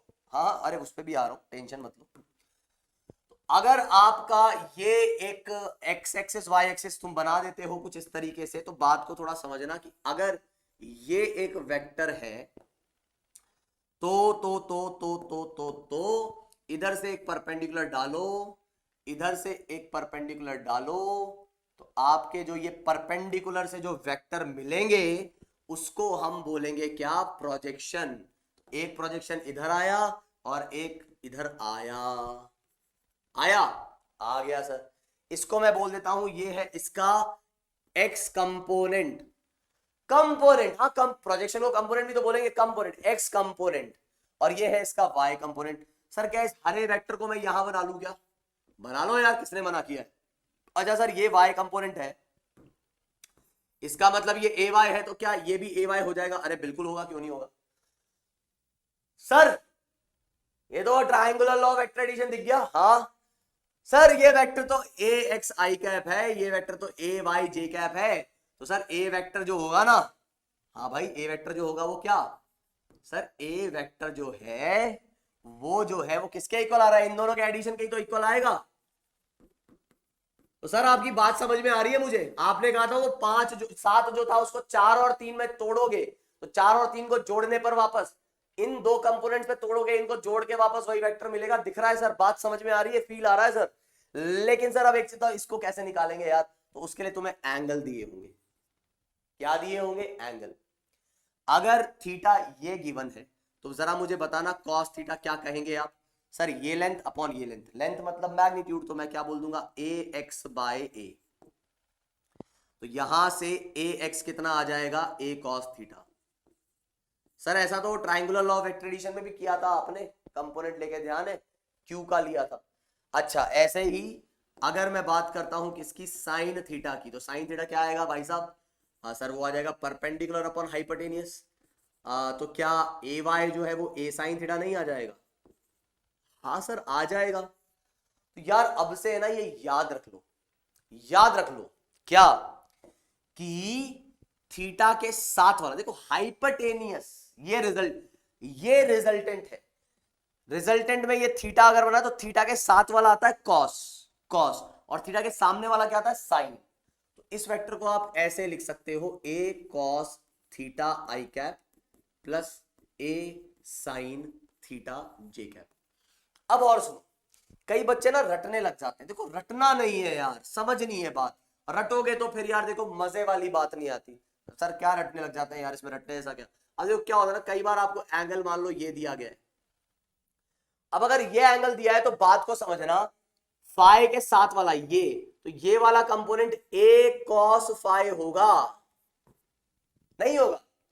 जैसे थीटा के साथ वाला कॉस था तो इसके साथ वाला भी कॉस होगा। नहीं आया सर समझ में? आ रही है? ये राइट एंगल ट्राइंगल देखो, ये राइट एंगल ट्राइंगल दिख रहा है? हाँ दिख रहा है। कॉस फाई दिख रहा है? हाँ दिख रहा है। तो कॉस फाई क्या परपेंडिकुलर, ये बेस्ड अपॉन हाइपोटेन्यूज नहीं आ जाएगा? हाँ आ जाएगा। तो ए वाई की वैल्यू कितनी आ गई? ए कॉस फाई आ गई। तो वही तो लिखा है सर, बट यहां तो ए वाई की वैल्यू आपने ए साइन, अरे वो थीटा के टर्म्स में, थीटा के सामने आ रहा है, फाई के साथ आ रहा है, तो साथ वाला कॉस, और फाई के सामने वाला इसको क्या बोल सकते हो? इसको बोल सकते हो ए साइन फाई। तो ए एक्स को तुम ए साइन फाई भी कह दो, उसमें कोई लफड़ा नहीं है। ए वाई को तुम ए कॉस फाई भी कह दो, उसमें कोई लफड़ा नहीं है। तुम इसको अब जो है ऐसा करके भी लिखना चाहते हो कि ये ए कॉस थीटा आई कैप और ये ए कॉस फाई जे कैप, भाई कोई टेंशन नहीं। तुम लिखना चाहते हो इसको ए साइन फाई आई कैप और इसको लिखते हो ए कॉस फाई जे कैप, कोई टेंशन नहीं। तुम लिखना चाहते हो इसको ए साइन फाई आई कैप और इसको लिखना चाहते हो ए साइन थीटा जे कैप, कोई दिक्कत नहीं है यार, कोई दिक्कत नहीं है। समझे क्या बात? तो समझ रहे क्या है? थीटा के साथ वाला जो है वो कॉस, उसके सामने वाला साइन। ठीक है सर समझ गए। अब सुनना मेरी बात, ठीक है? सुनेंगे, सुनाओ। अब कई बच्चों को देखो दिक्कत कहां आती है, उनको दिक्कत ये आती है कि सर कंपोनेंट की डायरेक्शन समझ नहीं आ रही मुझे। मतलब वो ऐसी बात कर रहे हैं कि शैडो कैसी बन रही है, मुझे समझ नहीं आ रहा सर। मतलब कुछ ऐसी बात, मैं समझाता हूं तुम्हें। जैसे मान लो मैं बोल रहा हूँ कि यार मैं ऐसे खड़ा हूं, तुम बोलोगे हाँ ठीक है सर। और मान लो लाइट मेरे से सामने से गिर रही है, एकदम सामने से लाइट रेस गिर रही है और शैडो इस दीवार पे बन रही है। अब तुम बताओ क्या बोल रहे हो? सर ये समझ नहीं आ रहा आपके हेड की शैडो है ना, वो ऊपर बनेगी कि नीचे बनेगी? अरे भाई जब लाइट ऐसे सामने से गिर रही है, ये इधर दीवार है, तो मेरे हेड का शैडो तो इधर ही बनेगा। हाँ अगर मैं उल्टा खड़ा रहूंगा, मैं उल्टा खड़ा रहूंगा तो मेरे हेड का शैडो फिर जिधर हेड होगा उधर शैडो बनेगी। जैसे मान लो ये वेक्टर है, ये वेक्टर, अभी वेक्टर ऐसा है और लाइट ऐसे गिर रही है, तो मेरा शैडो जो आएगा वो ऐसा आ जाएगा। अभी वेक्टर ऐसा है तो शैडो ऐसा आ जाएगा, अभी वेक्टर ऐसा है तो शैडो ऐसा आ जाएगा। सिंपल है कि नहीं? अब मुझे पता नहीं क्यों ये समझ ही नहीं आता कि बच्चे क्यों कंफ्यूज होते हैं। जैसे मैंने कहा आपको कि भाई अगर ऐसा है वेक्टर, अब बताओ, चलो ऐसा नहीं, अभी थोड़ा सा वैसा कर लेते हैं। अभी ये है वेक्टर। अब बच्चा बोलेगा सर नहीं आ रहा समझ में, हमको नहीं आ रहा समझ में, कैसे लेंगे? अरे मेरे भाई जरा बताओ, ये थीटा, हाँ एक्स पे शैडो डालना है तो लाइट ऐसा ऊपर से पटकोगे तभी एक्स एक्सिस पे शैडो आएगी। तो इस हेड का शैडो यहां आएगा कि इसके नीचे आएगा? भाई यहां से परपेंडिकुलर पटकोगे कहां से पटकोगे, यहां से ऐसा परपेंडिकुलर पटकोगे तो इसका शैडो ऐसा ही तो आएगा, और ऐसे ही जब इधर से परपेंडिकुलर पटकोगे तो शैडो ऐसा ही तो आएगा। तो इसमें क्या तकलीफ है कि इसका एक डायरेक्शन माइनस आई कैप और एक डायरेक्शन प्लस जे कैप, क्या तकलीफ है बताओ। दिख रहा है ना माइनस आई कैप और प्लस जे कैप, हाँ दिख तो रहा है।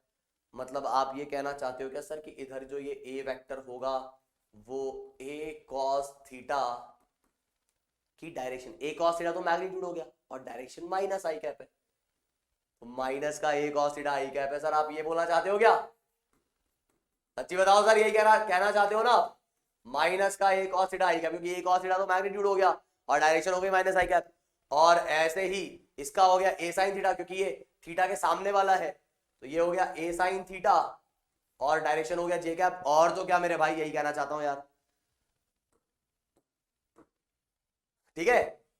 अच्छा सर मतलब अगर चलो अलग बना देते हैं, अलग बना देते हैं, अलग सर इसका मतलब अगर कोई वेक्टर ऐसा दिख रहा है, ऐसा है ना, ऐसा अगर कोई वेक्टर दिख रहा है ये बी, ये एंगल थीटा दे रहा है, सर अब रेस कैसे डालूंगा, ऊपर से रेस डालूंगा तो शैडो, अरे नीचे से डाल दो यार, ठीक है परपेंडिकुलर डालनी है बस, मतलब तुम शैडो के डाल दो तो परपेंडिकुलर का नाम ध्यान रखो ना, परपेंडिकुलर डाल दो। अच्छा परपेंडिकुलर डालना है तो इसका मतलब ये शैडो तो फिर यही बनेगी, और यहां से परपेंडिकुलर डालूंगा तो ये शैडो यहां बनेगी, मतलब इसका x कंपोनेंट माइनस आई में है और j कंपोनेंट y कंपोनेंट जो है वो माइनस जे में है। हाँ सर तो यार ये तो मैं ऐसे ही याद रख लेता, थर्ड क्वाड्रेंट का मतलब माइनस एक्स माइनस वाई, नहीं ऐसे नहीं, क्यों सुनो कई बार गलती हो जाएगी, ऐसे याद रख सकते हो ऐसा भी। खैर अभी मैं इसकी बात कर लेता हूं, तो थीटा के साथ वाला ये आ जाएगा बी कॉस थीटा और ये सामने वाला आ जाएगा बी साइन थीटा। अरे सर सामने वाला कहाँ है, ये भाई इसके सामने यही आ रहा है और ये फिर उसके इक्वल है, तो बी वेक्टर जो है वो कितना आ जाएगा, वो आ जाएगा B sine theta minus i cap, और ये आ जाएगा बी कॉस थीटा माइनस जे कैप। आई क्या बात समझ में। सर अभी आपने कुछ बोला था कि वो माइनस माइनस ऐसा थर्ड क्वाड्रेंट के हिसाब से, नहीं ऐसा नहीं यार, इसलिए क्योंकि आप पहली बात ऐसी आदत मत डालो कि वो थर्ड क्वाड्रेंट में, तो इस हिसाब से कि कई बार क्या होगा ना, वो कंपोनेंट जरूरी नहीं है कि आई कैप और जे कैप के अलॉन्ग लेने पड़े, कई बार किसी और लाइन के अलॉन्ग लेने पड़ेंगे, तो ध्यान रखना एरो कैसे आएंगे। और इसी में अगर मैं जस्ट एक चीज समझाना चाहूं, मान लो अगर आपके पास कुछ ऐसा वेक्टर है ऐसा, अब तुम बोलोगे ये थर्ड क्वाड्रेंट, तो भाई इसका जो कंपोनेंट आएगा वो ऐसा आएगा, शैडो इस बार एरो का इधर बनेगा क्योंकि ये टेल आ रही है इधर, तो आप समझते हो ये प्लस जे कैप और प्लस आई कैप हो गया, तो इसलिए मना कर रहा हूं मैं, है ना।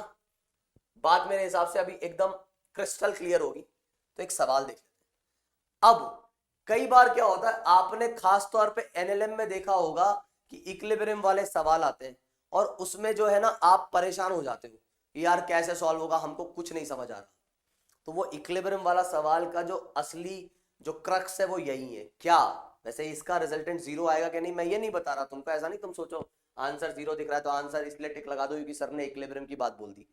मैं सिर्फ आपको ये बताना चाह रहा हूं कि अब resultant of the given vectors, कितने वेक्टर्स दे रखे हैं आपको, ये दिख रहे हैं क्या इसके अंदर, देखो चार है, 1 2 3 4, ठीक है ना। ये वेक्टर भी है यहां पर, एक ऐसा और एक ऐसा, ऐसे ही ये वेक्टर है कुछ ऐसा, और एक अपने को ऐसा लाल लाल वेक्टर दिख रहा है ये ऐसा ऐसा, तो चार। अच्छा एक पांचवा और है व्हाइट कलर का, तो 5 वेक्टर्स है यहां टोटल, और इन पांचों वेक्टर का एडिशन करना है, एडिशन करना है। तो सर एडिशन तो वो आई कैप और जे कैप वाले तरीके से इजीली होता था, तो इसीलिए तो सिखाया कंपोनेंट तोड़ो और लिखो। तो ये इसका मैग्नीट्यूड है 3, इसकी डायरेक्शन है ऐसी, इसका मैग्नीट्यूड है 10, ये एंगल बना रहा है 53, ये 8√2 एंगल बना रहा है 45, ये 3√2 एंगल बना रहा है 45, और ये 6।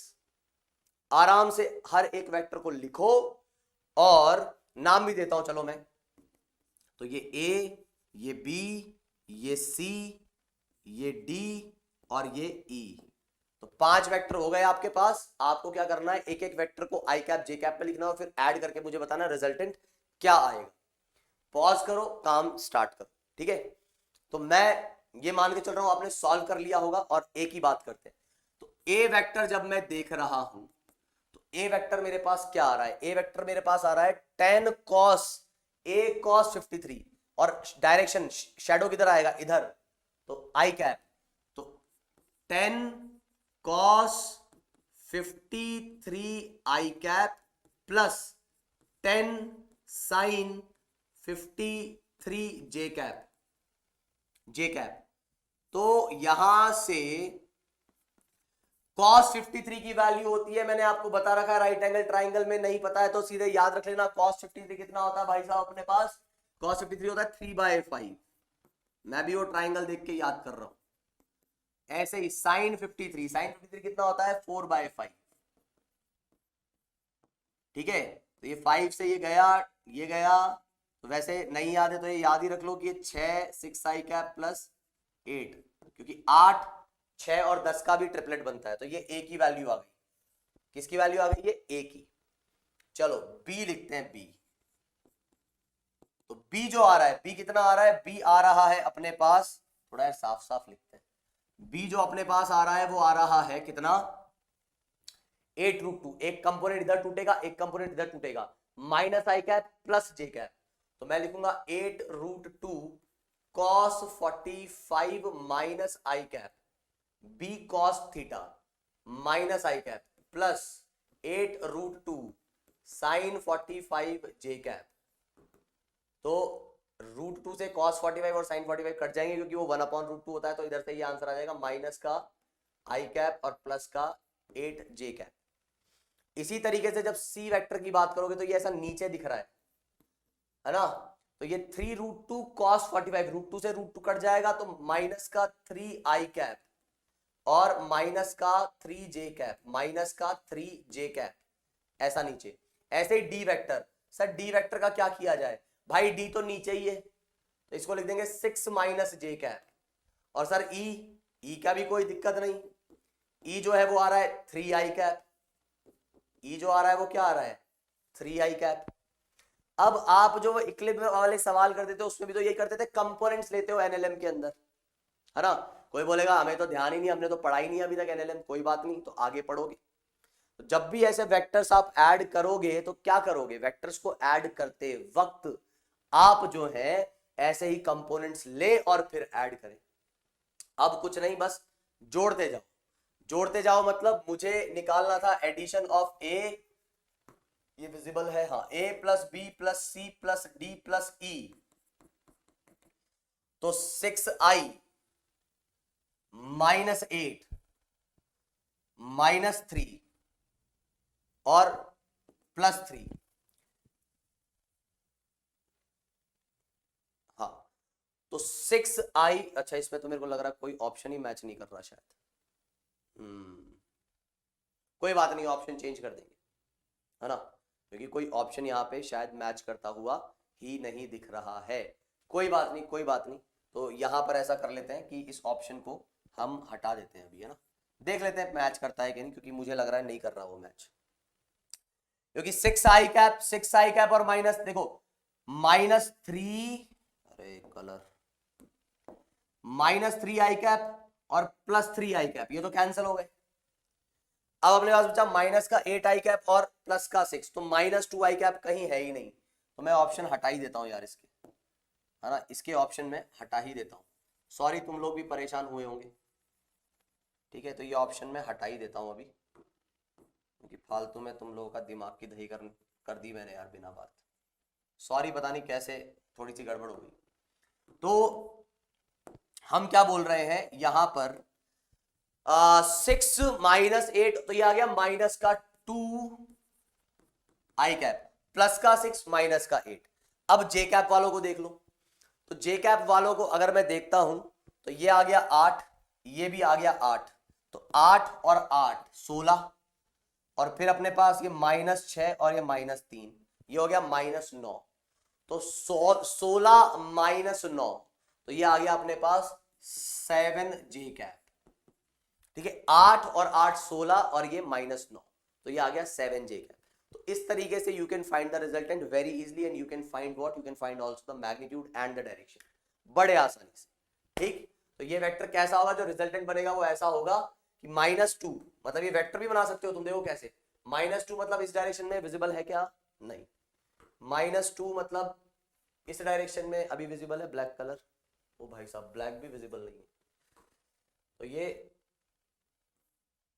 हाँ, तो अभी हम क्या बोल रहे हैं कि -2 मतलब ये कुछ ऐसा आएगा और 7j कैप ऐसा आएगा, -2 और 7, तो रिजल्टेंट जो आएगा वो कुछ ऐसा आ जाएगा, ये आ रहा है आपके पास 2 और ये आ रहा है आपके पास 7, तो कोई बोले भाई साहब ये एंगल बताना, तो ये एंगल आ जाएगा tan थीटा 7/2, भाई साहब ये एंगल बताना, तो tan phi 2/7, tan theta perpendicular upon base, tan phi 2/7, बहुत आसानी से एंगल वैंगल बता सकते हो, किसके साथ बना रहा है, ये थीटा एंगल बन रहा है नेगेटिव एक्स एक्सिस के साथ, ये फाई एंगल बन रहा है पॉजिटिव वाई एक्सिस के साथ, बड़े आसानी से एक एक चीज तुम बता सकते हो, ठीक है, बड़े आगे, चलो इसको देखते हैं जरा, आपको दिया गया the resultant of the given vectors is, दो वेक्टर दिए गए हैं, इनके बीच का जो एंगल है वो है थीटा, और आपको बताना है क्या इनका रिजल्टेंट, एक बार मैं टाइम देख लूं, ओके सिर्फ 5 मिनट बचे हैं तो अपना वेक्टर प्रोडक्ट नहीं हो पाएगा, ठीक है, तो ये लास्ट क्वेश्चन हो जाएगा अपना, या डॉट प्रोडक्ट देख लेंगे, ठीक है, तो यहां हम क्या बोल रहे हैं, यहां हम कह रहे हैं कि दो वेक्टर्स हैं अपने पास, एक ए और एक ए, और इन दोनों का हमें क्या करना है, रिजल्टेंट निकालना है, इन दोनों का रिजल्टेंट निकालना है।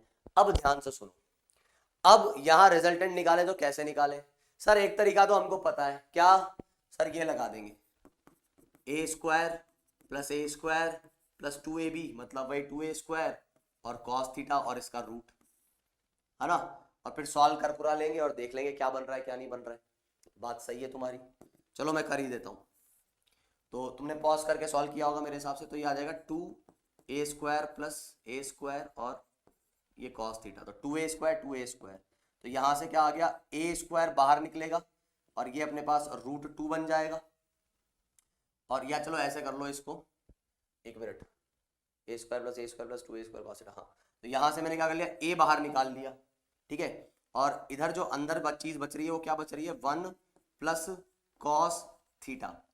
अब देखो, क्या तुम जानते हो कि cos 2 थीटा कितना होता है, cos 2 थीटा होता है 2 cos स्क्वायर थीटा -1 होता है, तो cos 2 थीटा की जगह अगर मैं cos थीटा ले लूं,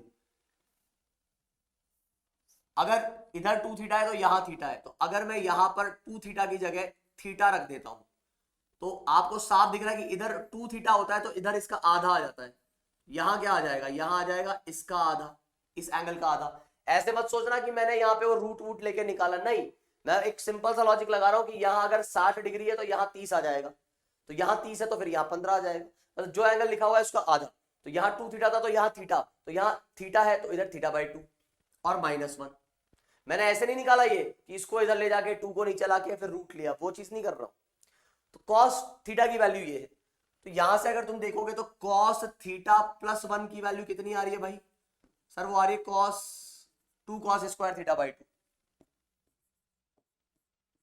तो ये 2 और ये आ गया 2 cos² θ/2, तो ये 2 का स्क्वायर बाहर निकल के क्या बन जाएगा, 2a और cos² तो 2a cos θ/2, तो सर जो आंसर आ जाएगा वो आपका ये बी आ जाएगा।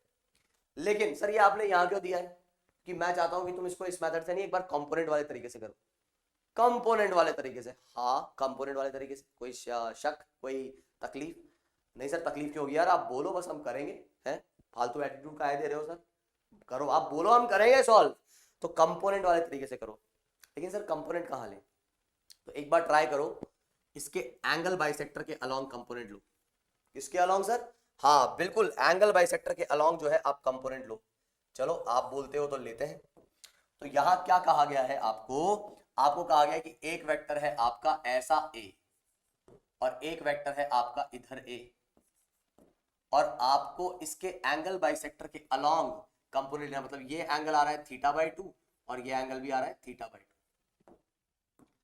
तो अब यहां पर एक बात को समझना आप, इसके परपेंडिकुलर एक लाइन में ड्रॉ करिए, क्योंकि कंपोनेंट्स हम कौन से ले रहे हैं, दो परपेंडिकुलर कंपोनेंट्स, दो ऐसी डायरेक्शन, एक तो ये डायरेक्शन और एक इसके परपेंडिकुलर, तो अब सुनना बात, ए का इस डायरेक्शन में कंपोनेंट कितना आएगा, सर ए का, अब देखो वही वाली बात है, सर मेरे को पता ही नहीं चल रहा कैसे ले रहे हो कंपोनेंट, अरे भाई इधर से परपेंडिकुलर डाल दो ऐसे, कंपोनेंट इस डायरेक्शन में आ जाएगा, और ऐसे एक कंपोनेंट इधर से डाल दो तो एक कंपोनेंट इधर आ जाएगा।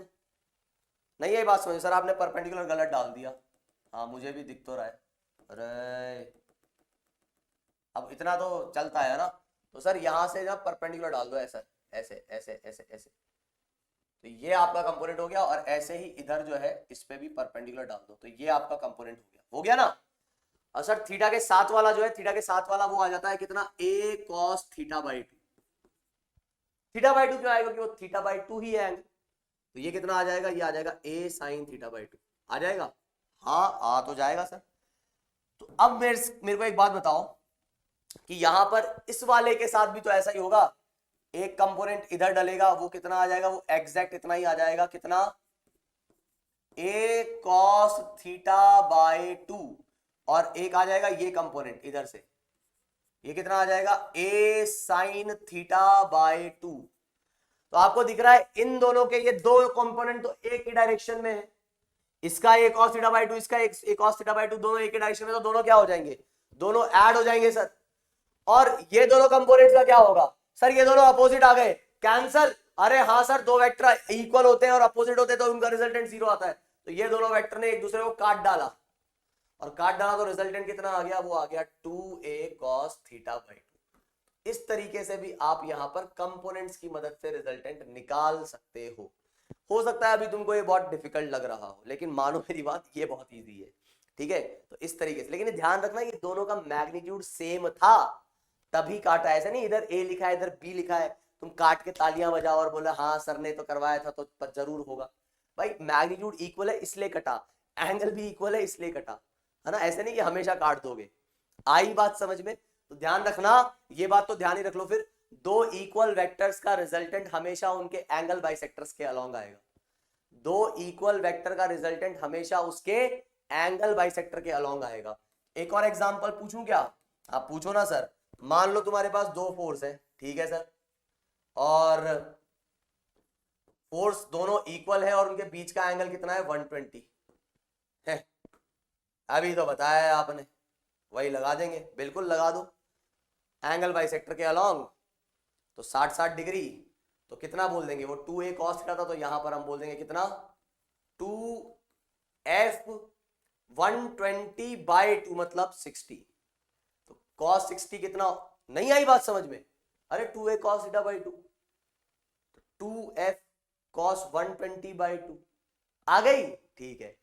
तो ये कटा कितना आ गया, f आ गया, तो f और f, तो ये भी एक बात ध्यान रख लेना, दिमाग में रहनी चाहिए बात कि दो इक्वल वेक्टर्स हैं और उनके बीच का एंगल 120 है, तो रिजल्टेंट जो है, देखो जो बात मैं कहता हूं ना ध्यान रख लेना, ये पॉइंट्स आप उनको मार्क कर लिया करो, ये याद रखने हैं आपको, ये चीजें आपको बहुत जल्दी मदद करेंगी क्वेश्चन को कई बार समझने के लिए, है ना। कई बार क्वेश्चन बड़े आसान से हो जाते हैं जब एक बार ये चीज पता लग जाती है। अब ऐसा नहीं कि सवाल ऐसा आएगा, लेकिन ये चीज मदद करेगी, आपको मदद करेगी बहुत, है ना, मतलब बढ़िया से, ठीक है। तो ध्यान रखना, कई बार क्योंकि आप कई बार अप्रोच में बंदे होते हो, तो ये छोटे छोटे की पॉइंट्स जो है ना आपके परफॉर्मेंस को उठा देते हैं पेपर के दौरान या सवाल सॉल्व करते वक्त। तो कितना आ रहा है, f और f 120, तो वो f ही आएगा, वो f ही आएगा, ठीक है। और तरीके से करते तो यही लिखता मैं, f cos 60, f cos 60, तो f cos 60 इधर, f sin 60 इधर, f sin 60 इधर, ये दोनों कैंसिल कर देते एक दूसरे को। उम्मीद है बात समझ में आई होगी। और इसी के साथ अपना जो वेक्टर है वो खत्म नहीं हो पाया यार, एक लेक्चर और पड़ जाएगा एक्स्ट्रा, तो उसमें हम पढ़ेंगे क्या, वेक्टर प्रोडक्ट्स, जिसमें डॉट प्रोडक्ट और क्रॉस प्रोडक्ट की हम बात करेंगे। और उस 8वें लेक्चर में हम खत्म करेंगे अपने वेक्टर या मैथमेटिकल टूल्स को, और फिर 9वें लेक्चर के साथ, 9वां लेक्चर मतलब अपना ट्यूसडे को होगा, तो हम आगाज करेंगे रेक्टिलिनियर मोशन का, ठीक है। तो तैयार रहना। और जितने भी लोगों को लग रहा है कि नहीं नहीं सर यूनिट एंड मेजरमेंट में यार मतलब इंपॉर्टेंट है, मेरे भाई नहीं है इंपॉर्टेंट सर, उसमें एरर इंपॉर्टेंट है, हाँ एरर इंपॉर्टेंट है, तो सर करवा दो मेरे भाई। एरर पढ़ने का असली मजा भी तब है जब आप एक बार बहुत सारे चैप्टर पढ़ चुके हो। ऐसा क्यों सर, क्योंकि कई चीजें ऐसी हैं जो आपको बड़ी दिक्कत देंगी, तो एरर एकदम पहले पढ़ लेना, एक तरीके से समझो कि बिना तैयारी के युद्ध के मैदान में उतर जाना, ठीक है।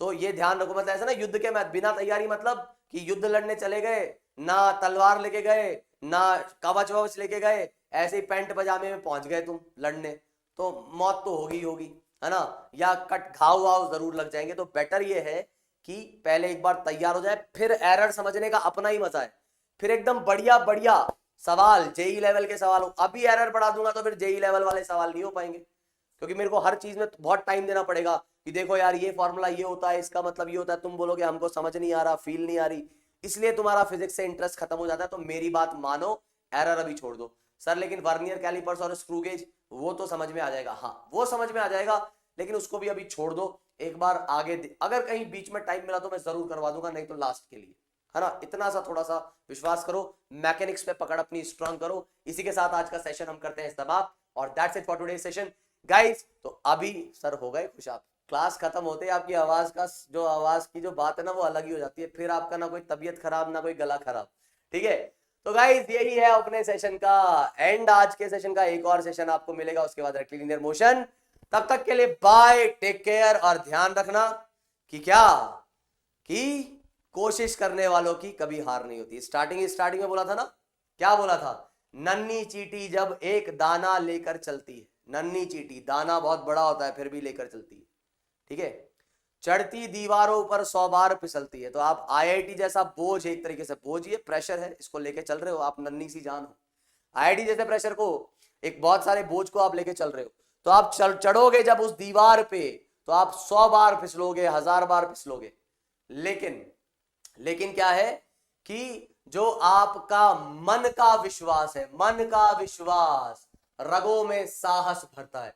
तो मन में विश्वास होना चाहिए कि यार मैं कर सकता हूं, ठीक है, तो मन का विश्वास रगों में साहस भरता है। तो चल के गिरना, गिर के चलना, या चढ़ के गिरना और गिर के चढ़ना, तो तुम क्या होगे, चढ़ोगे तो गिरोगे भी, और गिरोगे तो वापस उठोगे, ठीक है, चढ़ के गिरना, गिर के चढ़ना, ठीक है। तो इस तरीके से तुम्हारी जो है जर्नी चलती रहेगी, बात समझ में आई, और फिर भी उसकी मेहनत जो है व्यर्थ नहीं जाती, ठीक है ना, व्यर्थ उसकी मेहनत जो है ना वो व्यर्थ नहीं जाती, चींटी चढ़ के ही मानती है। तो तुम भी जो है चढ़ के ही मानो, मतलब आईआईटी को क्रैक करके ही मानो, ठीक है, क्योंकि कोशिश करने वालों की हार नहीं होती। तो कोशिश हमेशा करते रहो, तुम बहुत बार गिरोगे, ऐसा नहीं कि तुमको लग रहा हो कि ये रफ्तार सीरीज में तुमको कभी एक दिन ऐसा नहीं आएगा तुमको लगेगा कि अरे सब कुछ बढ़िया चल रहा है, नहीं, एक दिन ऐसा आएगा जिस दिन तुमको लगेगा कि यार रफ्तार सीरीज भी हाथ से निकल गई। लेकिन असली बात यह है कि पकड़े रहना उसको, ठीक है, जो निकल गया निकलने दो, जो चल रहा है उसको फोकस करो, क्लियर। लेकिन ये ध्यान रखना, मक्कारी अगर करोगे तो जल्दी से वो दिन आ जाएगा, जितना मक्कारी करने से बचोगे। ऐसा समझ लो ना यार, 4 महीने ही तो है, 4 महीने तो खुद पे कंट्रोल कर सकते हो कि नहीं, तो बस करो फिर और लग जाओ, युद्ध करने के लिए तैयार हो जाओ, ठीक है, युद्ध लड़ो, युद्ध कर और बन के निडर तू युद्ध कर, डरो मत यार, आईआईटी से डरो मत, समझो सब्जेक्ट को, सब मजा आएगा बढ़िया से, ठीक है। तो इसी के साथ बाय, टेक केयर, नहीं तुम बोलोगे बहुत पकाता है ये इंसान, तो बाय मेरे, ठीक है, चलो।